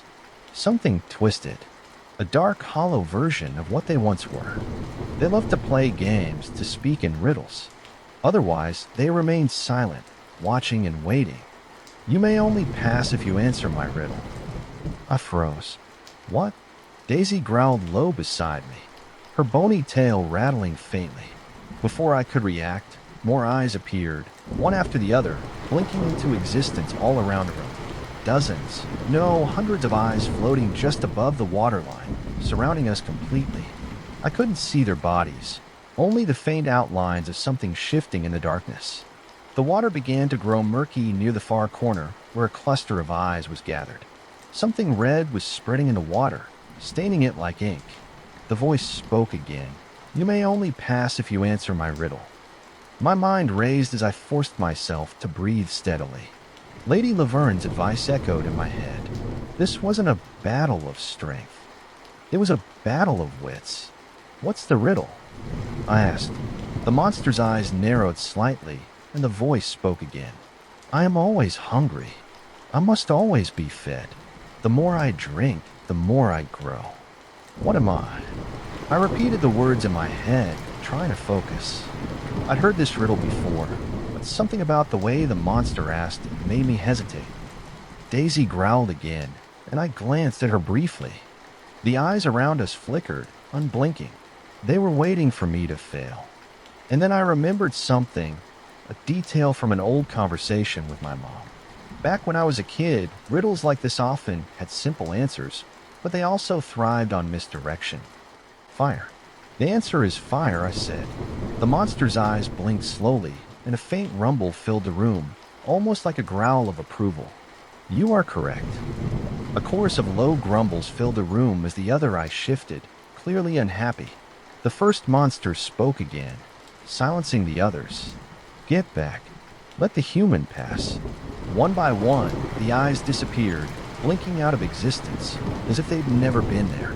The tension in the room eased slightly, though the water remained murky in places. All right, come on, girl, I said. Daisy followed close behind, her growl fading as we moved toward the far end of the ballroom. The broken doors on the other side led into another hallway, this one sloping upward. The dampness of the air gave way to something slightly cooler as we climbed. The path took us back upstairs into what felt like a more personal part of the West Wing. The walls here were still blackened and cracked, but they were lined with doors, bedrooms by the look of them. Each door was unique with faded brass plaques and peeling paint that hinted at their former elegance. Some were slightly ajar, revealing glimpses of ruined furniture and broken mirrors. Others were tightly shut, their locks rusted but intact. I passed one door that had been forced open, the room inside filled with the remnants of an old nursery. A broken rocking horse leaned against the wall, its painted eyes staring blankly into the empty space. The sight sent a chill through me, and I moved on quickly. Further down the hallway, we passed what looked like a study or private library. Books lay scattered across the floor, their pages brittle and yellowed with age. A desk sat in the corner, its surface covered in tools and small mechanical parts. The hallway twisted again, leading us into a room that must have been a laboratory or invention room. The space was cluttered with tools. Hammers, screwdrivers, wrenches, and strange devices I couldn't name. Half-finished projects sat on workbenches, their purposes a mystery. Daisy sniffed at the ground, her bony legs stepping carefully over the debris. I kept the flashlight steady, scanning the room for anything that might hint at Lucy's whereabouts, and we headed out into the next hallway. The hallway stretched before me, splitting into 3 parts yet again. Each one looked just as dark and endless as the others. Reaching into my pocket, I pulled out the jar and unscrewed the lid. The last willow floated out, its faint blue glow, the only thing cutting through the darkness. Okay, show me the way. The wisp moved lightly in the air before darting forward, leaving its usual trail of blue light behind. Daisy and I followed, weaving through the narrow hallway as the wisp led us deeper into the West Wing. But then it stopped. The corridor ended abruptly in a collapsed wall. Rubble filled the space, blocking any chance of moving forward. The wisp hovered in place, its glow pulsing steadily, as if it were waiting for something. I stared at the pile of debris. You gotta be kidding me. The willow wouldn't move, and there was no way through. I cursed softly, running a hand through my hair. I had no idea how to find another path, and now my last willow was useless. I felt Daisy press against my leg, her bony frame solid and grounding, even as the situation seemed hopeless. And then I remembered Jack. He'd said to call him if I needed help. I wasn't sure if he'd hear me or even if he'd come, but it was my only shot. Taking a deep breath, I called out softly, "Jack, can you hear me? I need your help." For a moment, nothing happened. The silence felt heavier, and I wondered if we were truly alone. And then from the far wall, Jack floated through, his head tucked under his arm like always. He looked rough. His usual charm and mischief were gone, replaced by an expression of unease. His form flickered slightly, like a candle burning low, and he glanced around nervously before speaking. "I hate this place. It's eating at me. What do you need, Tom? I'm stuck. The willow led us here, but there's no way through. I need you to help me find another path," I admitted, gesturing toward the collapsed corridor. Jack floated closer, his head tilting slightly as he surveyed the area. "Well, I can try, but I can't stay long. This wing drains me. It's worse for ghosts than it is for the living." I nodded. "I just need a way around," I said. Jack motioned for me to follow, floating ahead as he led Daisy and me through a series of twisting hallways. The path felt longer, more winding than before, and the further we went, the more Jack's presence seemed to dim. Finally, we stopped in front of a large, ornate door. The wood was scorched, the edges blackened from fire, but the intricate carvings of vines and roses were still visible. "This is it. The master bedroom and the heart of the curse," Jack said. He floated back slightly, keeping his distance from the door. "I can't stay here, Tom. I can feel it pulling at me, trying to twist me into something. You're close now, though. Whatever you're looking for, it's beyond this door." I looked at him, seeing how much it cost him to guide me here. "Thank you, Jack." He nodded, his expression softening. He glanced at Daisy and then back at me. "I hope I don't see you." On the other hand, he said, it was both a warning and a wish. I understood what he meant. He didn't want me to die here and become one of them. Another ghost trapped in the mansion forever. With a final look, Jack faded back through the wall, leaving Daisy and me alone in front of the door. I stood there for a moment, gathering my resolve. Whatever lay beyond, I had to face it. I wasn't leaving without Lucy. Daisy pressed against my side, her bony frame solid and unwavering. I reached down to give her a quick pat, and then I pushed the door open. The master bedroom was nothing like the rest of the West Wing. As I stepped inside, I was struck by how normal it looked. The walls were covered in floral wallpaper. The colors faded, but intact. A large canopy bed stood against one wall, its dark wood frame polished and smooth. The bed inside was neatly made. The covers pulled tight, as if someone had just left it that morning. There was a writing desk in the corner, an ink bottle, and a quill still sitting on its surface. A wardrobe stood open, revealing clothes from another era, neatly hung and untouched by time. Everything about the room felt like the master of the house had stepped out for a brief holiday and could return at any moment. It was the only part of the West Wing that wasn't burned, not even a scorch mark on the walls. The air felt heavy with silence, and for a moment I just stood there trying to make sense of it. Daisy walked in beside me, her bones clicking softly. I looked around, scanning the space for any sign of Lucy, but she wasn't there. And then I saw it. A single yellow daffodil rested on the writing desk. The flower was slightly wilted, but there was no mistaking it. It was the same one I'd given Lucy earlier in the greenhouse. My heart leapt at the sight of it. She'd been here. I picked up the daffodil gently, my thumb brushing over its delicate petals. It was proof I was on the right track. Lucy was close, but something about the room felt off. It was too perfect, too untouched. Every other part of the West Wing was ruined, but here it was like time had stood still. I glanced at Daisy, who was sniffing near the bookshelf. My eyes fell on a picture frame on the bedside table. I reached for it, lifting it carefully. Inside was a black and white photograph of two people in Victorian clothing. The man was tall and stern-looking, with sharp features and a heavy brow. I could only assume he was the master of the house, Mr. Hartwell. Beside him stood a woman, her face soft and smiling. She had an air of grace about her, but knowing the stories, I realized this was likely the woman who'd betrayed him. As I studied the photo, I heard a faint click behind me. I turned to see the bookshelf sliding to one side, revealing a narrow staircase leading upward. Daisy stood by the open space. Her head tilted slightly, a book lying at her feet. "You did that, didn't you?" "Good girl," I said. I knelt down and patted her smooth skull. She wagged her bony tail, the rattling sound oddly comforting. I stepped toward the hidden staircase and glanced down at Daisy. "Okay, let's go." The staircase opened into what could only be described as a grand laboratory. The first thing I noticed was the massive ceiling window, high above, streaked with grime but still letting in the fading light of the setting sun. The orange glow poured into the room, casting long shadows over the chaos below. Drawers were overturned, papers spilling out across the floor. Every intact wall was covered with diagrams, blueprints, and blackboards filled with faded chalk markings. The fire had ravaged the space, too. The walls were blackened, the edges of the room crumbling where the fire had eaten away at the surface. But it wasn't just the damage that made my stomach turn. It was the gaping hole in the center of the room. Where the floor should have been, there was nothing but a jagged, empty chasm, a sharp drop into pure darkness. And then I saw her. Lucy stood at the far end of the room, balancing on a narrow wooden beam that stretched across the chasm. Her small frame was trembling, and her yellow raincoat stood out like a light bulb. But she wasn't alone. On the far side of the beam, towering over her, was a demon. It was massive.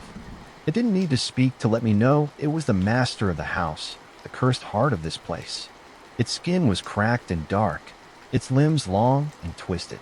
I could smell sulfur, and the heat coming from its body made the room feel like an oven. The demon didn't move, but it turned its head to look at me, and then it smiled. Lucy was crying now. "I'm sorry. I just wanted to be brave," she said. I forced my voice to stay calm. "It's okay." "You're okay," I said. Daisy barked, a sharp echoing sound that made the demon tilt its head slightly, its smile widening. I noticed something then. Every time Lucy looked over at me, taking her eyes off the demon, it moved closer to her. Its steps were slow, deliberate, and silent, but it was gaining ground. Lucy, wait, stop. Don't look away from it. Remember what I told you in the greenhouse? You have to look at it. Don't take your eyes off him no matter what. She sniffled, her small shoulders trembling, but she nodded. You can do this. Just keep your eyes on him and walk slowly backward toward me. I'll guide you the whole way, okay? I'm right here, Lucy. Lucy took a deep breath, steeling herself. She turned her body carefully, so her back was toward me while her eyes remained locked on the demon's step by shaky step. She began to move. I talked to her the whole time. That's it. That's it. One step at a time. You're doing great. I'm right here. Daisy stood beside me, her tail rattling softly as she watched Lucy move across the beam. My heart pounded with every step. The beam was narrow, and the drop below was terrible. The room began to shake, the vibrations rattling the debris around us. Lucy let out a yelp as her foot slipped, but she caught herself just in time. The demon laughed, but it still didn't move as long as Lucy's eyes stayed on it. That's it. That's it. You're almost there. Just a few more steps. Lucy's small feet shuffled backward, her face pale but determined. Her eyes stayed locked on the demon. It smiled horribly at her, and she fought back tears. Finally, she reached the edge of the chasm, and I reached out quickly, scooping her into my arms. She was shaking. You did good, Lucy. You did so good. I didn't let go of her, keeping my arms wrapped around her as I slowly backed away from the beam. Daisy stayed by my side, growling low but steady as she kept her focus on the demon. The room shook harder now, the heat growing unbearable. The demon's eyes followed us, and it kept smiling. I didn't turn my back until we rounded the corner, putting the demon out of sight. The heat was overwhelming. The shaking was getting worse. But I pushed forward. We'd made it this far, and I wasn't stopping now. Lucy clung tightly to me as I carried her, small frame trembling. Daisy stayed close, her bony legs rattling softly with every step I took. I was trying to retrace our path, but the west wing was a maze and the shaking of the ground made every step feel uncertain. The heat was getting worse, and I could see faint flickers of fire starting to spread along the edges of the room behind us. My grip on Lucy tightened as I realized we didn't have much time. I reached into my pocket, pulling out the jar. The willows had already run out of energy, their glow fading long ago. But I held the jar tightly, staring at it as I walked. Please help us. If what they say is true, you help good people.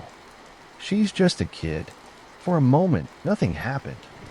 And then faintly, a soft blue glow began to pulse inside the jar. One by one, the willows reappeared, their light brighter than ever. They floated upward, their energy renewed, and I felt a surge of hope as they began to circle us. The lead willow shot forward, leaving a clear trail of blue light behind it. The others followed, weaving together in a glowing path that cut through the darkness ahead. All right, come on, Daisy, let's go, I said. Daisy barked once, her tail rattling as she kept close to my side. The willows guided us quickly through the west wing, taking twists and turns I never would have remembered on my own. The blue light cut through the gloom, and I focused on the path ahead.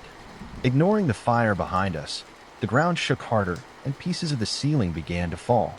But the willows moved faster, their glow unwavering. I kept my eyes on them, following their trail with Daisy right beside me. Lucy clung to me the entire time. The fire grew closer, licking at the walls and spreading. The heat was unbearable, and I could feel sweat pouring down my face. But the willows didn't falter. They stayed bright, their blue light leading us through collapsing hallways and over unstable ground. Finally, just as the trail of blue began to dim, I saw the entrance to the west wing ahead. Count Bernard stood there, his tall frame imposing even in the chaos. He held Lady Laverne's crystal ball carefully in one hand, her face swirling faintly inside the glass. O'Reilly was at his side, his face tight with worry, and Headless Jack hovered just behind them. O'Reilly called out to me, waving his arms over his head. I pushed forward until I stumbled out of the west wing and into the safety of the main mansion. Daisy followed, her bones rattling as she barked sharply. Bernard gave a quick nod of approval. Jack floated closer, his eyes scanning Lucy before looking at me. You look terrible," he said.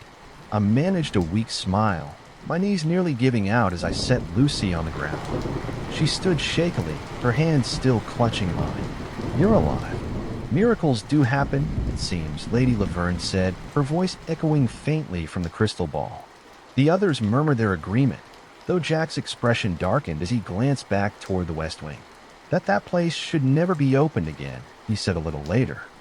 After things had calmed down and the fires had been extinguished, Lucy and I sat together in the garden outside the mansion.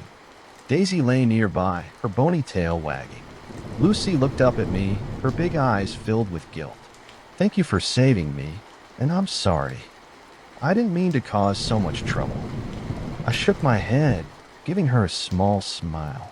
"There's nothing to be sorry for. You were brave." She blinked, tilting her head. I nodded. "Yeah, you were brave enough to face the monster. Brave enough to walk across that beam, even when it was scary. It's a lot more than most people could do." "Really?" she asked again. "Yeah, really. You're the bravest light bulb I know." She smiled at that. The mansion still loomed behind us, its secrets buried deep within its walls. But for now, we were safe, and that was all that mattered. After the incident with Lucy, O'Reilly and I agreed the West Wing needed to be sealed off for good. We couldn't risk anyone else wandering in there, especially not kids. For weeks, we worked on renovations, putting up thin walls of plaster to block off the entrances. It wasn't a perfect solution, but it was the best we could do. The mansion didn't make it easy, as if the West Wing itself resisted being hidden. Still, we kept going, covering doorways and making the space blend in with the rest of the house. When we were done, the West Wing was concealed. The entrance was gone, hidden behind plain walls that gave no clue to what lay beyond. It wasn't much, but it was a lot better than leaving it open. Life at the mansion slowly returned to normal, or at least what passed for normal here. The tours resumed, with visitors marveling at the history and supposed special effects. They laughed, screamed, and took pictures, completely unaware of how real the mansion's secrets were.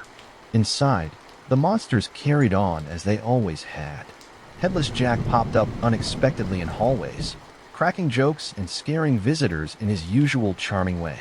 Lady Laverne stayed in her crystal ball, loudly criticizing the curtains and furniture any chance she got. Count Bernard still grumbled about the cook's food, even though he never tasted it. Some things never changed. For May, life settled back into its usual rhythm. The gardens always needed work, and I found comfort in tending the flower beds and trimming the hedges.